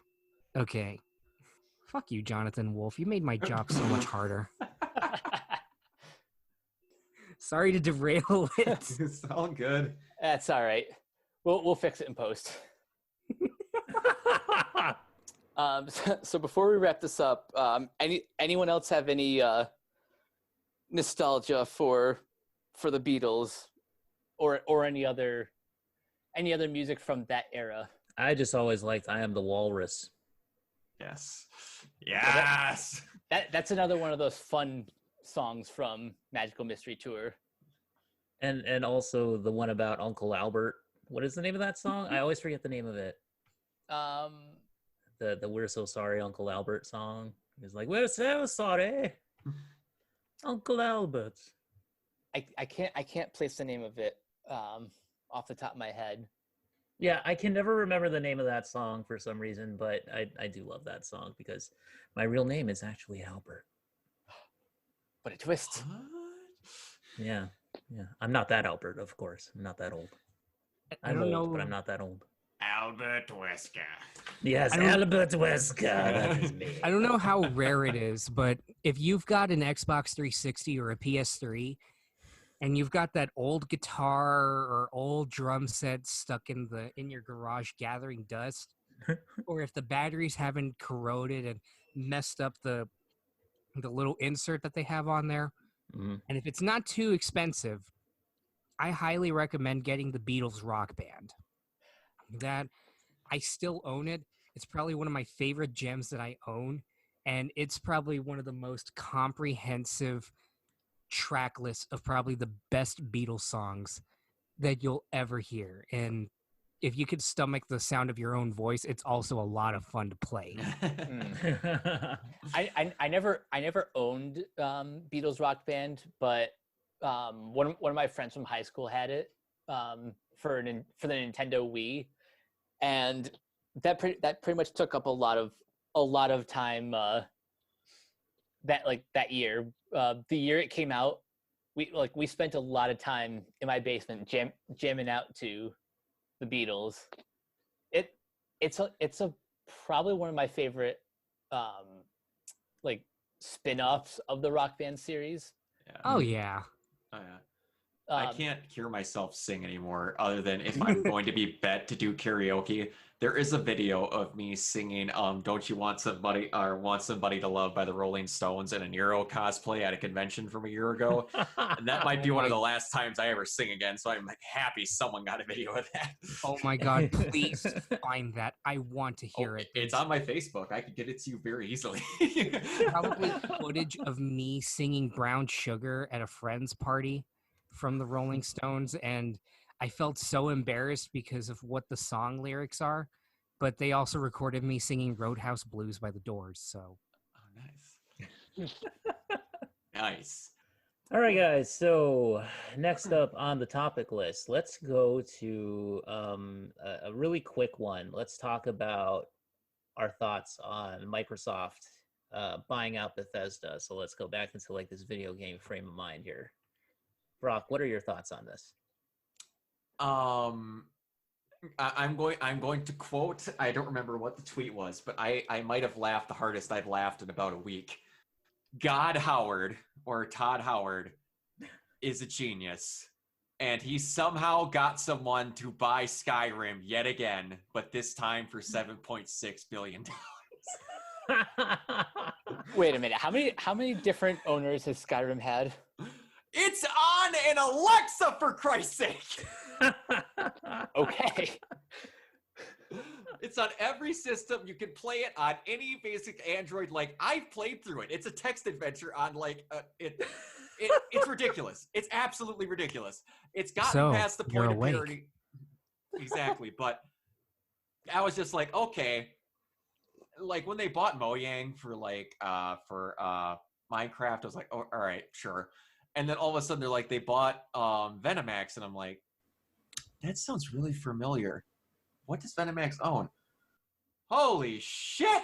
I'm like, okay, so this comes off the heels of Phil Spencer for the past 2 years, including a week and a half before this decision was made, going, we at Xbox are going to try to further ourselves from the exclusivity game because we feel it is not good for consoles if we have to count on exclusives in order to sell your systems when we stopped saying how many Xbox Ones that we did.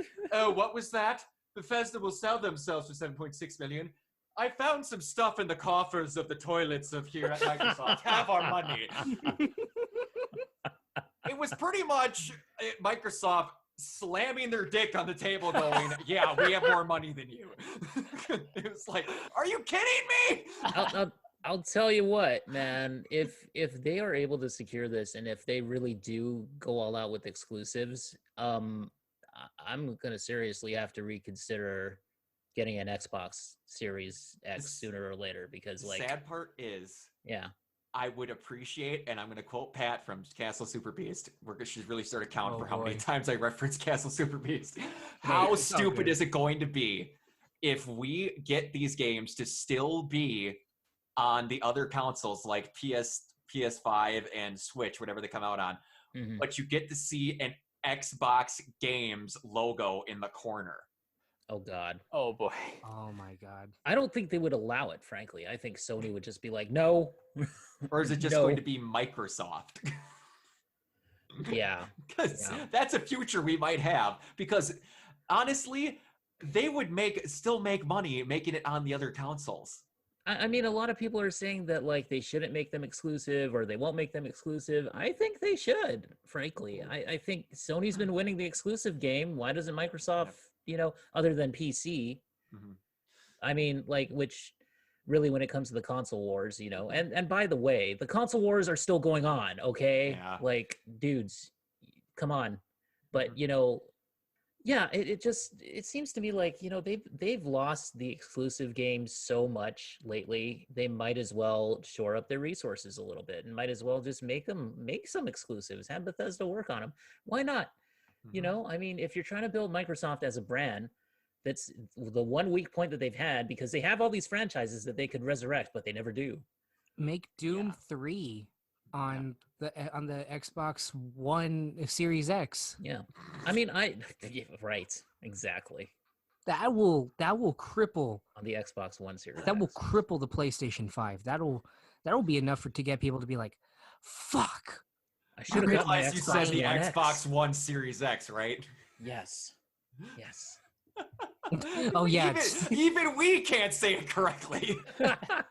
I remember that. Oh just my god. label your consoles right. Call this the Xbox 5, 4. Yeah. I don't know, whichever one. Well, it started with the problem where like we have the Xbox, and then they're like, we're gonna be really cool. Since it's revolutionary, we're gonna call it a 360.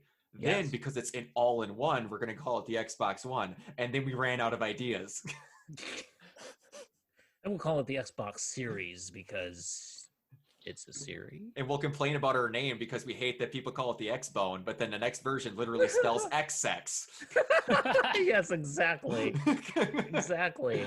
Anyways. Thank you. I'm not the only one who noticed that. It's like, anyways, back to this. Yeah, yeah. But I mean, you know, I just think that they should. I think they should push ahead. I think I kind of long for the days of that competition. Like, I know a lot of people are like, you know, oh no, it's better off without exclusives and stuff like that. But you know what works well in the marketplace is competition. That works well for the consumer. So why not? You know, Are there any titles in particular that you wish were Xbox exclusives? well, I played Doom on the Xbox One because it gave me the best experience out of the consoles. I mean, on PlayStation 4 it's really good, but on Xbox One that was the best performing version of Doom Eternal. There's an Iron Man VR game on the PlayStation 4, and I've always felt like if they were gonna separate the Marvel characters from you know, consoles or whatever, Iron Man would make the most sense on an Xbox. Yeah. It would. He's all about the And- technology, and Xbox is all about their teraflops. And like and PlayStation Xbox. has Spider-Man locked down, so you ain't getting that. He's Oh, yeah. one of the best outside of Batman. He is the best person to base video games off of. So Yep. you're gonna lock down somebody, you gotta get something. Yeah. Yeah. So, you know, And the kids love Robert Downey Jr.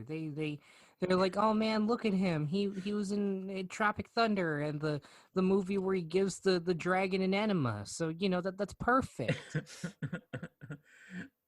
but I mean, just think about it, right? You got Bethesda has a lot of those really good titles. I mean, they have Skyrim, they have Elder Scrolls, they have they have Doom. Well, they've got all the other studios that are underneath it, and I am going to sound like an absolute moron when I say this, but out of all these games, the only one I would be legitimately upset when it be on the PS4 is a possible Evil Within sequel. That is the only one. Because like I like Doom, but I could play it on PC. I don't need to play it on an Xbox. And like I still to this day, I have bought Skyrim on the PS3 and I bought the whatever edition on the PS4. I haven't touched either because they terrify me. Like it's such a commitment from what I heard from my friends that I can't start them. Yeah. But I mean, it goes to show you that I think this generation is going to be a lot closer battle than the previous generation was, because you have Xbox's Game Pass, they have Halo, which is pretty much their one big exclusive other than, you know, the Forza. And Fable. Fable. Yeah, at least Fable's coming back. But yeah, so I don't know, man. It's if they acquire anybody else, then it's going to be interesting. But okay, Josh. So I know you got to get going. So where can we find you, and where can we find Kristal? Okay, so you can find me at youtube.com at joshboy64. I had a big old video planned, but it's getting a little bit too ambitious for me. So that video is going to be pushed back to December. And so join me around Halloween time for another trend that I'm hopping on called One Horrific Scene, where I look at one terrifying scene in a random movie. I'm joined with Matt Draper, Diego Rivera, Ross McIntyre, and a whole bunch of others. I'm covering a scene from Steven Spielberg's 2005 underrated gem, War of the Worlds. Nice. And then join me in November, where I do a complete parody of myself for a series called One Jurassic Scene, where we the same people we got together and we just decided to do one scene from the same movie, which is Jurassic World Fallen Kingdom. Oh, And boy. I'm doing the scene that is probably arguably, from what I hear, the best scene in the whole movie. I've never even seen the whole movie all the way through. It's the one where the dinosaurs like right at the edge and the volcano's going off in the background and everybody's all sad and stuff. Yeah, with the I'm Brachiosaurus. not going to spoil that. You can find me at Twitter at JSH Lozano, where I'm seriously calling out whoever's an animator. Please hit me up. I want to do an Iron Fist video next year, and I need an animator for that. I'll pay you. I'm not one of those choosing beggars. And you can find me in the Renegade Pop Culture group. All right. Kristal? Well, you can find me on Twitter at simply_ragu816 and Possibly TikTok if it hasn't been shut down. under the same handle. And you can also find me at the Renegade Pop Culture podcast under my name, Kristal Gillum. All right. So And sorry, we have to call this short. I have to wake up in 7 hours to sell TV. Please be kind to people who cold call you. They don't want to do it. Please. Yeah. Please. all right. Well, guys, we will talk to you on the next one. So see you guys later, and thank you for being on this one as always. Thank you. Bye-bye, guys. The Avengers sucked. That's a good segue, actually. He means the game. He means the game. So yeah, so let's talk a little bit. Well, we still have some time with us three. Let's talk a little bit about the Avengers game, Brock. So I'm gonna see if I can pull up something. The patch that Oh yeah, the patch with 1,000 fixes. fixes 1,000 things. And now they're trying to get good press out there by saying that they're going to add like better subtitles to the game or something. I was so excited at first about this game. I was like, Square Enix is doing an Avengers game? That's weirdly interesting. But, you know, it's whatever. And then all of a sudden it starts coming out and I start seeing what it looks like. And I'm like, man, this is smelling awful microtransaction-y and I don't like it. Mm-hmm. It's just Hey, like, I remember when those early stills came out, and I'm like, this is what people are excited about? Yeah. No, we Yeah. weren't. And then and then I bet Keona would agree with me in this. I was really happy for the first, I want to say, 20 to 30 minutes of that game. I really liked it because it was just a game. Then you get to this point where you meet Bruce Banner at a helicarrier and everything's still fine. You go down, you do this cool stuff, and then it comes back and you get the helicarrier operating after a mission with Tony Stark. Yeah. And then they basically go, so guys, let's go down to our gear vendor and see what they got for you. And then an hour later, hey, Hank Pym at the Anthill wants submissions. It'll really rank up your faction score. Of like, okay, Destiny ripoff, we're done. Yes. And, Yes. oh. So this is what I hear, okay? I hear that, like, remember that Gotham Knights game that got us all excited that was Yep. announced at DC Fandom? So, like, that apparently is going to be an RPG with online co-op. And it's going to be like an action RPG where you can grow your characters and stuff. But they said it will not be a live service. And they said that it will be possible to complete it as just a single player. So, if that turns out to be true and they don't get cold feet and they don't turn around and decide to change it, I think that game is probably going to be the better game out of the two. It's probably going to blow this one out of the water, frankly. It will. It took the Spider-Man formula and put it to what they should have done for Avengers. Yeah. Complete everything on your own. Unlock it through doing it. That's a rant for another thing. I miss when we had games on consoles without internet connections. You know why? Yeah. Because you had to unlock the extra stuff through playing the damn game. Yes. That's the way it should be. Remember, like, all the old wrestling games? For crying out loud on SmackDown, Just Bring It, you could unlock Fred Durst as a playable character. It was stupid, but Why I would could you want unlock to? him. That was cool stuff. You could play But as that was Spider-Man awesome, and Tony right? Hawk. It was Yeah. great. Yeah. Oh. Oh man, those old like the old like WCW and WO games were pretty cool. Like I Yeah. remember those too. Like back in the N64 era. Of course, you know, I used couldn't to play them. rent a bunch of those old wrestling games back in the day. I had a PlayStation, so I didn't have the N64, so I had to go and just play like WCW Thunder, you know, like that was my Oh, thing. the Aki engine was the shit for wrestling Oh games yeah, back in yeah. the day. That was the Ah, best, right?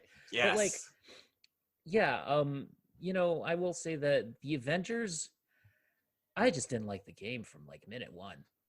I don't know. I was like, you know, this is like a bad Disney World sort of exploration thing at the beginning. I just like they made Kamala Khan kind of irritating to me. Like she just fangirled out all the time about anything, and I was just like, you know, this is way too much for me. I don't know.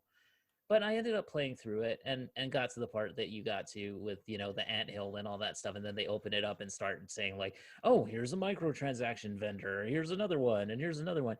And it's just like all these stupid pieces of gear that don't even show up on your character. So it's not even that good of a Destiny ripoff. Nope. It's just like, and the controls are wonky. Every character plays exactly the same. They Every each have the character- exact same button prompts. They just look a little Yeah. different. Yeah, and like, and Iron Man is just stupidly difficult to control for some reason. Like his flight controls are terrible, worse than Absolutely. Anthem. Absolutely. Worse than Anthem. Yeah. And it was just like, and you wanted to talk about talent before. This game has some of the most stacked voice talent ever. Almost every voice actor you've heard of that's been in a lot of stuff is in this. And I like almost everyone in their roles except for Nolan North as Tony Stark. Which is crazy. Yeah, because I feel like the voice direction in this game is just god awful. It's the direction. Yeah, Yeah, it because really there's is. points where he's awesome, and then there's other points where he's just doing his voice from Deadpool, Yeah, but yeah. with Tony Stark lines. And Yeah. I watched an old retro replay thing with him and Troy Baker, and one of their things that they didn't exactly bash any studios about it, but there's points where they just go in Mhm. and they're able to have range. Like listen to Troy Baker do Joel, and then listen to him do Pagan Min. If I didn't tell you that was Troy Baker, you would not know that was Troy Baker. You just Yeah. wouldn't. And then they're just like, well, sometimes we want to show we have range, and then we go in and they're like, no, do the voice. The voice. that It you do in reminds every game. me of like the way that Jennifer Hale is used in this game, where it's just Jennifer Hale, and you know that it's her. I Yeah. went back and rewatched like Justice League Unlimited over the weekend, like last week, and heard the episode where Wonder Woman gets turned into a pig by Cersei, Yeah. and Batman has I love that has to episode. sing Yes. to save her, and Jennifer Hale as Zatanna, like she did a really good performance as Zatanna there. I mean, it was definitely clear it was Jennifer Hale, but she did not just do the typical voice. You guys were kind of complaining about the voice direction for this video game. I've heard that like most voice actors kind of despise recording dialogue for video games. Yeah, Because half the I can time, imagine. it's not even dialogue. It's just them like repeating like the same reactions over and over again. The whole entire game is a misfire, in my opinion. Like they need to like do what Anthem does, or do what Anthem is supposed to be doing right now, which is going back and fixing everything. Like I don't know. That movie was a terrible loss. And it's like they're gonna wait like, and it's at this point where it's like I thought that'd be really cool if Spider-Man gets in there. If Spider-Man does not play like how he plays in the PS4 game and he operates like everybody Forget else, it. that's not even what's the point? Yeah, like the way Kamala Khan swings, or the way that Black Widow swings around, you know, and it's just gonna be like, oh, is Spider-Man just gonna do that? Because that'll just suck.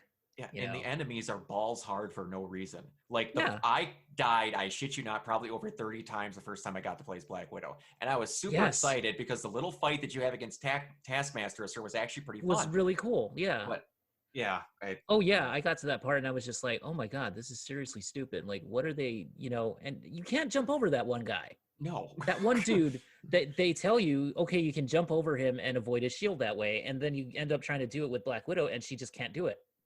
No, they have like 16 versions of each person, in the game within like 5 missions, and you're supposed to remember all their mechanics, and it's impossible. Yeah, it's impossible. It is. It's just stupid. This And is they had Kristal the balls Dynamics to put too. MODOK in that game. Yeah. That is just, we finally got a game that had MODOK as a villain. And he it's, reminds me of and the you waste him leader. on something like this. yeah. He reminds me of the leader in this for some reason.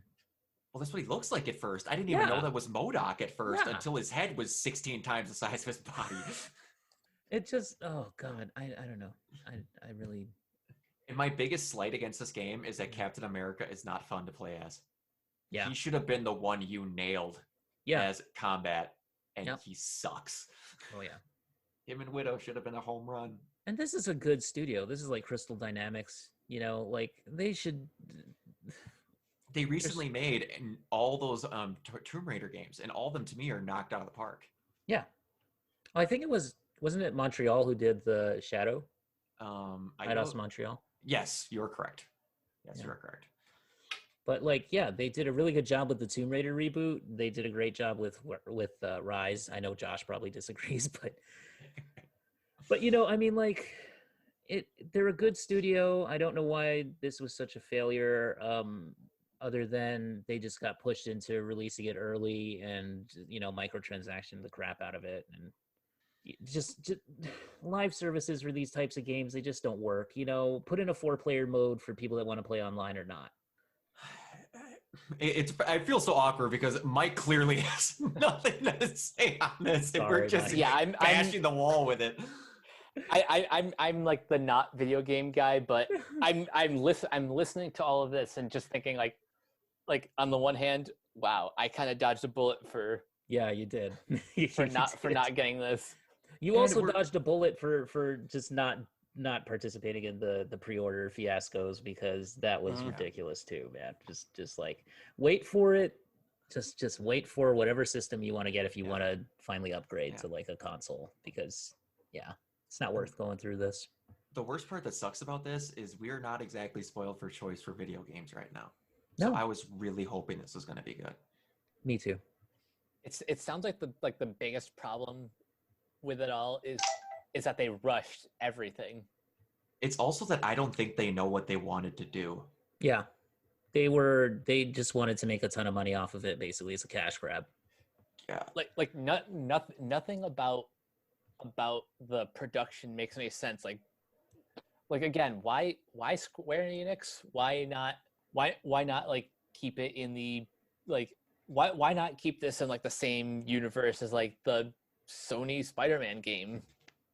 It's that's the thing though. They were bragging up hard when the Sony Spider-Man game came out. Like they even talked to you in the thing, like you could swing to Avengers Tower and it'd be like, oh, they're on the West Coast doing something, and they're like, we're gonna have a video game universe too. I'm like, that's gonna be a lot harder to handle, because those games only come out every 5 years if you're lucky. And then this came out, and then everyone's like, Spider-Man sequel when? Because this is not good. Let's hope that Marvel doesn't take the wrong lesson from this and decide to make an X-Men game like this, you know, or decide to make like an Avengers sequel and make it a live service thing. Let's hope make an that they X-Men don't take... game like you're doing with Gotham Knights. It would be the best thing ever.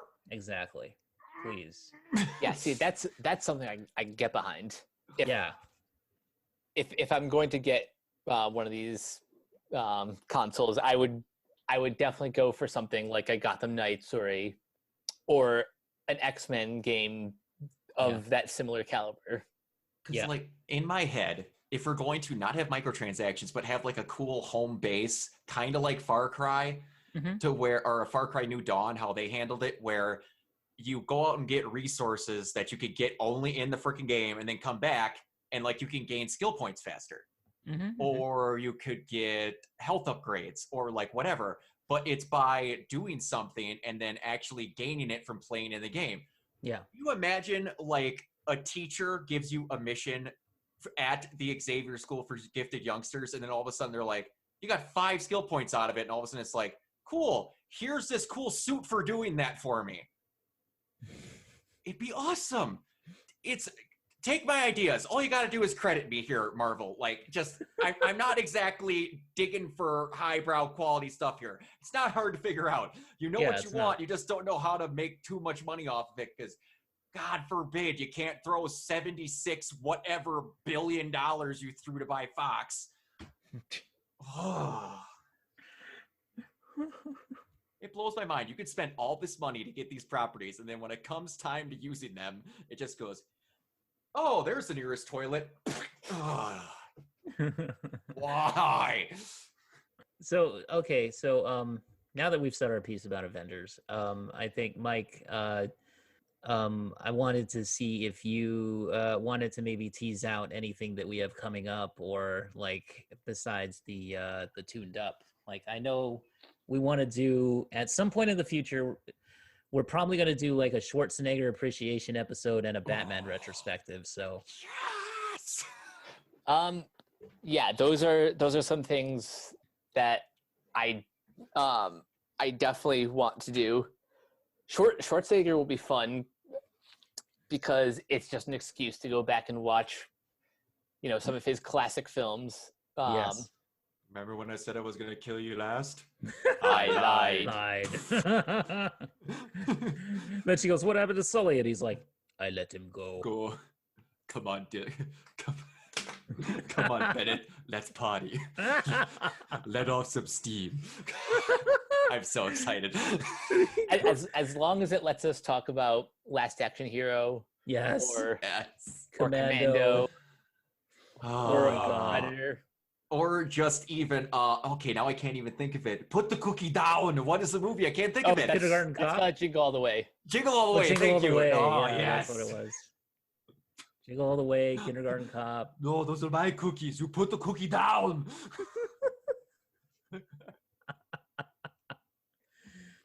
Oh, man. And then for the Batman retrospective, I should have brought this up when Josh and Kristal were here because I really want like Kristal to see like the Tim Burton Batmans, which apparently she doesn't want to. Oh boy. But really, yeah. I mean, we got to go through that. I talk a little bit about Adam West, The Bright Knight, because yes, man, that's some. I feel bad that like, that we never did this around Batman Day, which was I think last weend. Oh, yeah, man. I was so busy with other. Yeah, I mean, I was so busy with other episodes that I just thought, like, oh man. Yeah, and Cameron and I had a huge episode of Tuned Up that we where we were covering 4 different series, a short film anthology, and and a Toronto International Film Festival preview. Oh man. Oh, jeez. So we overstuffed that episode, and that was kind of like this episode, sort of. Yeah, hopefully in the future, our tuned up episodes are not as stuffed. After Gravity Falls, one of the shows that we're planning is an anime preview for the fall season. So we'll be reviewing like the first like 3 or 4 episodes of a handful of different series. Nice. And hopefully that will be less taxing than the last one. And with the Batman retrospective as well, like I don't know if we want to talk about maybe like, because we'll have a lot to talk about to begin with, but like, did you guys see like there was this fan film that came out where he fought like the alien and the Predator or something, and it's from like a few years ago, like maybe a decade ago. I've read the comic book where he fought the Predator. Yeah, it's not based on that, but it's okay. Like it starts off with him like it's this it's a fan film version of Batman fighting the Joker, and then he ends up fighting like the alien and then the Predator also. It was like a really cool fan film. Like, that's cool. But I don't know if you can still find it though. Like I'm pretty sure you can. Is that kind of like a Punisher Laundry Day type of thing, or? Yeah, but I don't even know. Like, if I knew what to look for, I could. Probably let me see if I can find it. Because One like, other thing, if we did do a podcast, and I totally forgot that I mentioned this, but then Josh mentioned it, is the video game or anything, the hills you're willing to die on type of thing. That'd be a fun one to do, which I suppose I could try yeah. and keep track of that since Josh kind of mentioned his. That would be interesting. It'd be pretty easy since we all have one to Oh. bring to the table. Okay, guys, I just found it. It's called Batman Dead End. That's what I've it's Okay. not called. heard of that. I've not heard of that. Okay. Yeah. The name actually sounds familiar.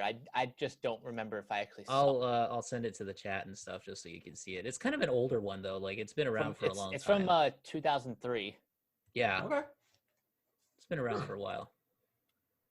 Wow, that was my 2003. early days of internet surfing.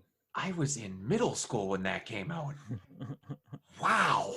But anyway, okay, so that's if we have time to like add in a little thing about like, you know, like fan works or something, or just people who just did stuff just for the love of it. Also, what we want to do is maybe get a wrestling show off the ground. Like Brock, you and I, and maybe maybe a few other people would like to be on that. And I'd be up for that. That could Yeah, be a me mixed too. bag of things because obviously there's a lot of wrestling out there, like NWA much. Power, New Japan, Yeah. AEW, all of the shows that are for WWE, NXT UK, NXT regular, all that stuff. And retro stuff. Like I've been Oh. watching a lot of old WCW right now, just for the fun of it. And it's been, I saw that when you did that picture in Yeah. your room. I'm like, I'm pretty sure that's Eric Bischoff. I'm like, that yeah, is that's there. Bischoff, That's what that's Bobby the up there. Brain Heenan, man. That was Yeah. like that was great, man. Those were Man, the good old I days. recently rewatched that match between Kevin Nash and Hogan with the finger poke of doom. That Yes. still might be the dumbest thing I've ever seen. It is the Tied dumbest between that thing. and Shockmaster. But let me tell you that. Oh God, Shockmaster, my favorite Shockmaster. God. Okay, so like the finger poke of doom, though, that I lived through that era, and so like the funniest thing, like of them actually building up to that match, and how like crazy it was, and they were like the NWO is gonna collide, and this is the end, and all this stuff, and then all of a sudden, like I laughed so hard when I first saw that, watching it live. I laughed and laughed and laughed, and I was such an NWO fan, so for me it was like, yes, this means they're getting back together and stuff. And it's so funny watching that as a kid, and now you watch it as an adult and you realize how stupid it was and how much of a gimmick it was. So I gotta ask, which version of the NWO is your favorite? Oh, I was theme black and white all the way, man. But do you have to agree that the Wolfpack theme was the shit? The Wolfpack theme was awesome. I actually like both themes. I love Yeah. both. Every time I hear the original NWO theme, like the non-Wolfpack, just the regular, like it makes me walk like Scott Hall. Man, I just like, I do the Scott Hall walk and just like, yes, it's He's so good. great. Do you know that supposedly Vince McMahon had no idea what he was trying to do when he was Razor Ramon? Like he had no idea who Tony Montana was. Yeah, he didn't know who Tony Montana was. Yeah. It's He didn't so know Rick- weird. He didn't know who Tony Montana was, and he didn't know what a burrito was until like post 2000 something. How do you not How know? does Vince McMahon? And he ate them at every meeting. He didn't know what it was until someone informed him.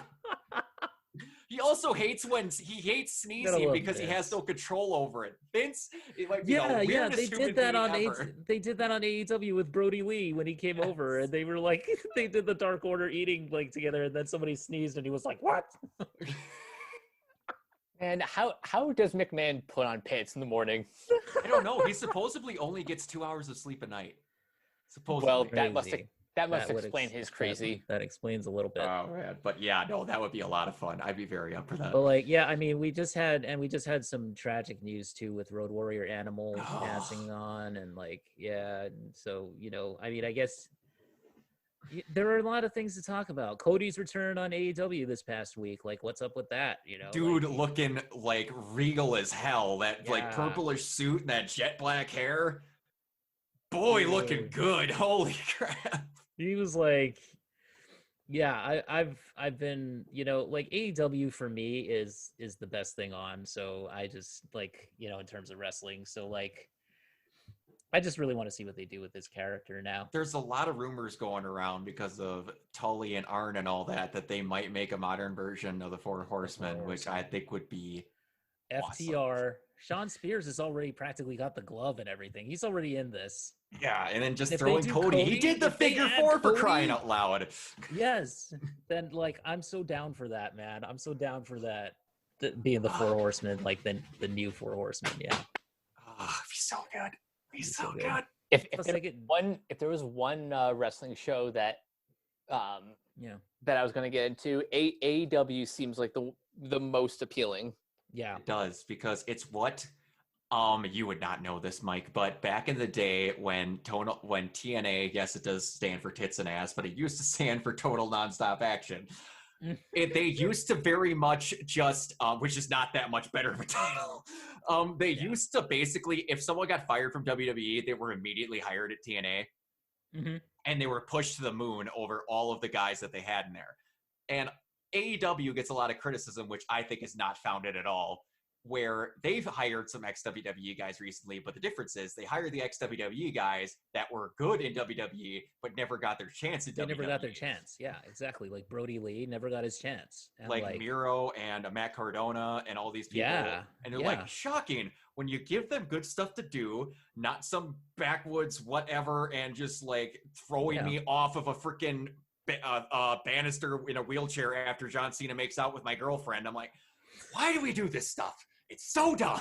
Or Miro, like his whole thing with like, the wedding and all that. I mean, you know how he immediately had to be in another wedding angle on a different television station as soon as they he's who's the best man?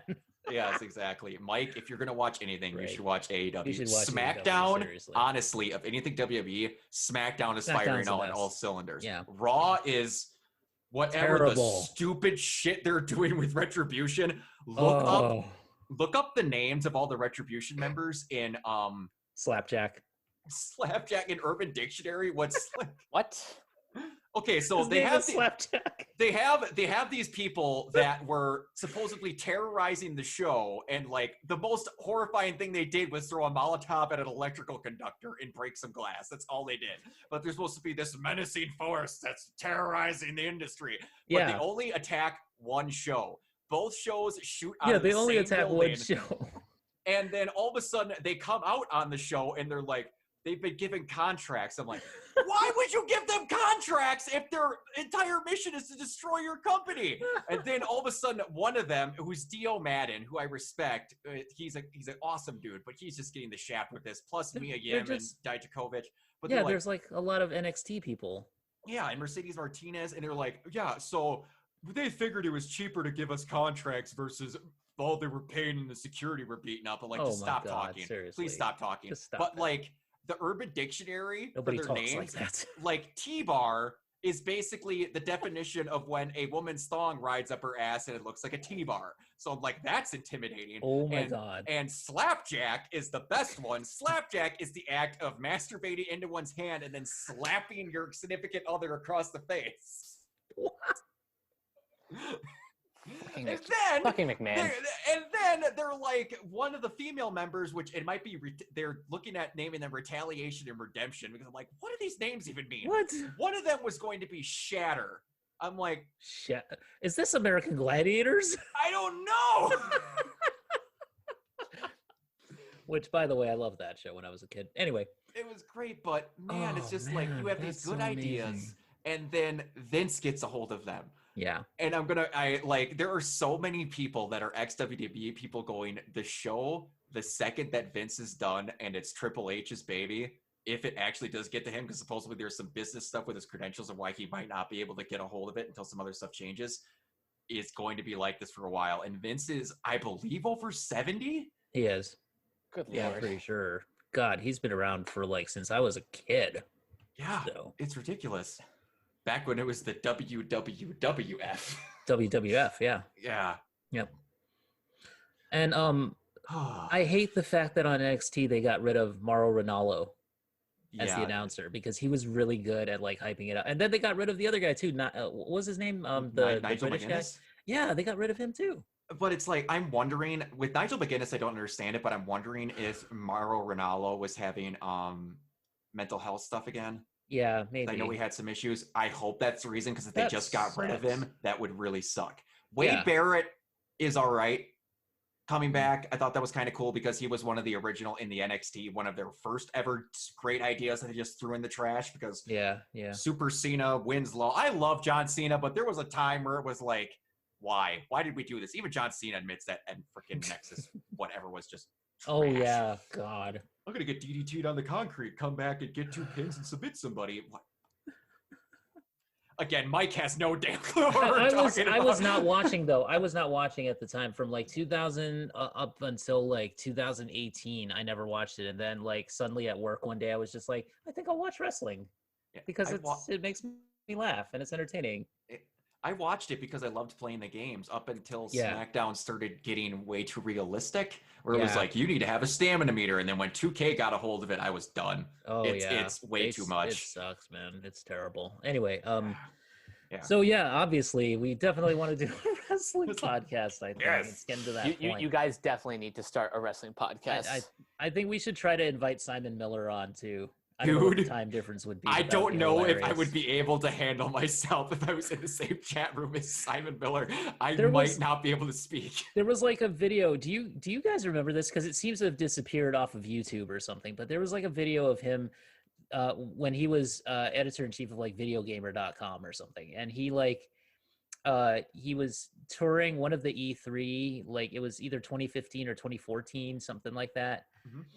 And he was touring around the show floor, and he just looked out, and he was like in his heel character, sort of thing.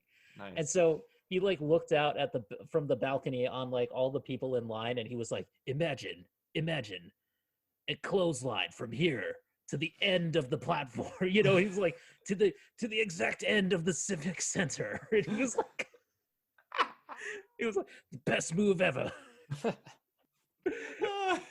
It's the best thing I've ever seen. And then he like goes around and he's walking around and he's like, everybody's in line for Zelda, and he goes, look at all these grown men who are in line for this baby game. The baby game. What's wrong with you? Where's Gears of War? Give me Gears of War. And he's like looking around for gears and stuff, and he finally finds it, and he's just like, so great.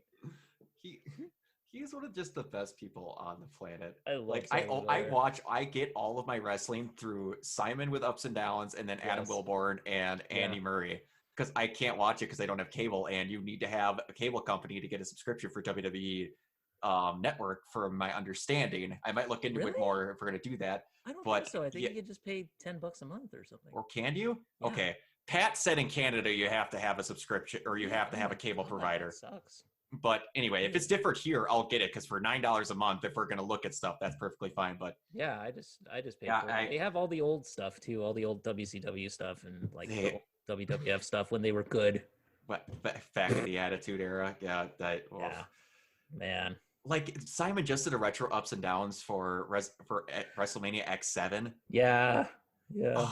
That's what made me kind of re-up with it, actually, because I was just like, I gotta go back and rewatch something like Stone Cold versus The Rock and everything. It's so good. Like, you don't get to see, Mike, you don't get to see cool stuff anymore. Like, I still think my favorite segment ever is when you had Stone Cold beating the shit out of Booker T through that supermarket, and then at the very end, he gets him on the banister and he beats the shit out of him, and he hits the scan gun. He's like, I need a price check on a jackass, and he throws him clean off the checkout counter. You don't get genuine moments like that because everyone's scripted. You just had two people, we're going to pay for all the damages, destroy the supermarket. You don't get that anymore. And especially now when it's like the pandemic and everything, and so nobody can be there, so it just sucks. But I will say they had one stroke of genius during the pandemic. Mm. I want to say it was some anniversary for Triple H. And what you don't know, Mike, is there a part of or maybe you do, a big part of Triple H's entrance is he does a really cool spit of water where it sprays the mist, and it looks really cool coming down in the lights. Yeah. But he was about to do his water spit, and then one of the stagehands comes up and rips his water bottle away because it's during the pandemic and you don't want to spit all this. He's just kind of like, all right. Then he just gets in the ring. That's pretty funny. That's pretty funny. Like, that was genius. That was fun. That was so terrible though. The way that they just basically just like buried him on that episode. Where they just got Sean and Vince's weird entrance where he comes out there and he's just like I don't even know what he was talking about. I don't know. It's the weirdest thing. But anyway. WWE's weird stuff lately. Yeah, it sure is, man. Well, okay. I guess this proves to everybody that we're gonna have to do a wrestling show at some point. So, Yep. yeah. One more thing I want to add before we finally close this up, which is that on this week we have a couple interviews coming out. One is a comic book interview with the writer of this independent comic that's called Tart. That'll be on Thursday afternoon. I'm gonna record it. So on Tuesday afternoon as well, Jacob and I are gonna interview the co-directors of the Console Wars documentary that's on CBS All Access right now.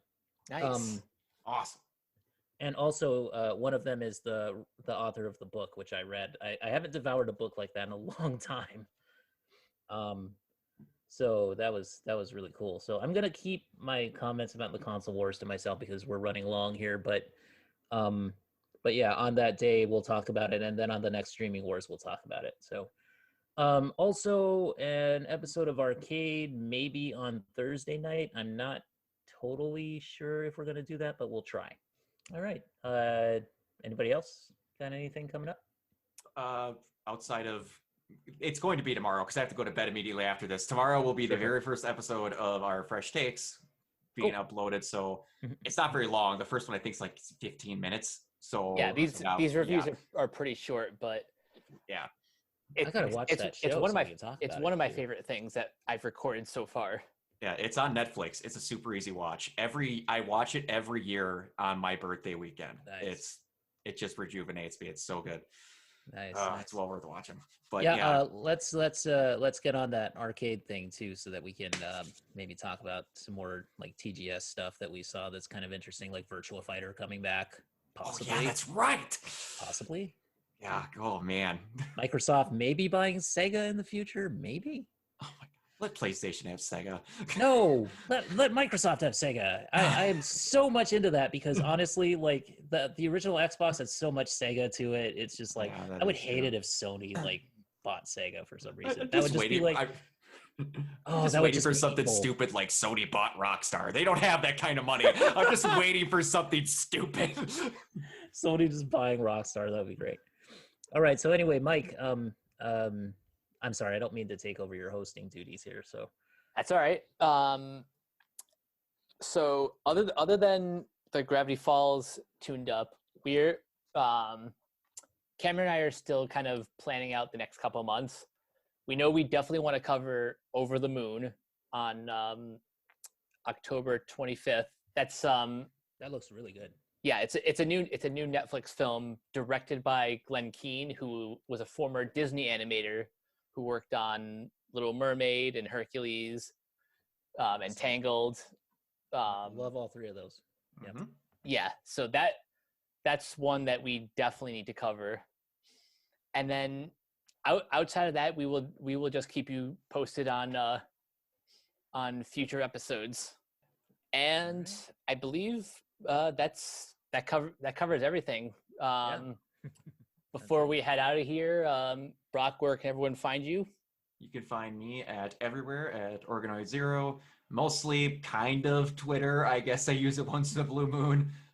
Twitch recently became an affiliate, so I was pretty happy about that. And then I'm going to, thank you. And again, we're going to start having stuff on my YouTube channel because the pandemic literally took us reviewing movies to the back of the woodshed and shot it. So yeah, we're going to be doing that for a good while. Mike has got some stuff lined up for a Fresh Take, so I'm quite excited in the middle of doing the longer one that we're doing with Gurren, so I'm quite excited to do that. I would love to be a guest with you guys one day, if we ever do.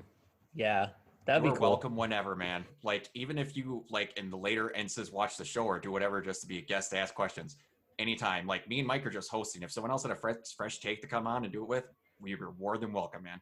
Yeah, and then we'll talk about it off there, but yeah. Absolutely. Yeah. But all right. Yeah. And Keona, where can everyone find you? Well, you guys can find me on Facebook at the Renegade Pop Culture Group, which is facebook.com/group/RPC42. And you can find me on the official RPC Twitter, which is at Ren Pop Culture. I also have my own Twitter account, which is under Keona Tang. That's KeonaTang. Instagram, I am at Neoplasmic24. And you can find our podcast basically on Spotify, on Apple, on Google, hopefully on Amazon at some point. I'm going to try to put us on there as quickly as possible. RenegadePopCulture.com for all your show notes, all your articles that you need. We got a lot of shows coming up, so that'll be a lot of fun. September's been a great month for us, so I wanted to say thank you to all of our listeners, all of our readers, everybody who's checked us out, everybody who's been responding to those Facebook ads I've been putting up there for not too much money. So thank God for those people. Nice. Hopefully you guys like what you see, and hopefully you stick around because we got more good stuff coming. I want to say thank you to I want to give a shout out to Amy Acker for coming on our show and for being so kind to take, like 45 minutes out of her day to talk to us, because that was incredible. That was a lot of fun. So hopefully we can get her to do that again in the future, but we'll see where things go. Oh yeah.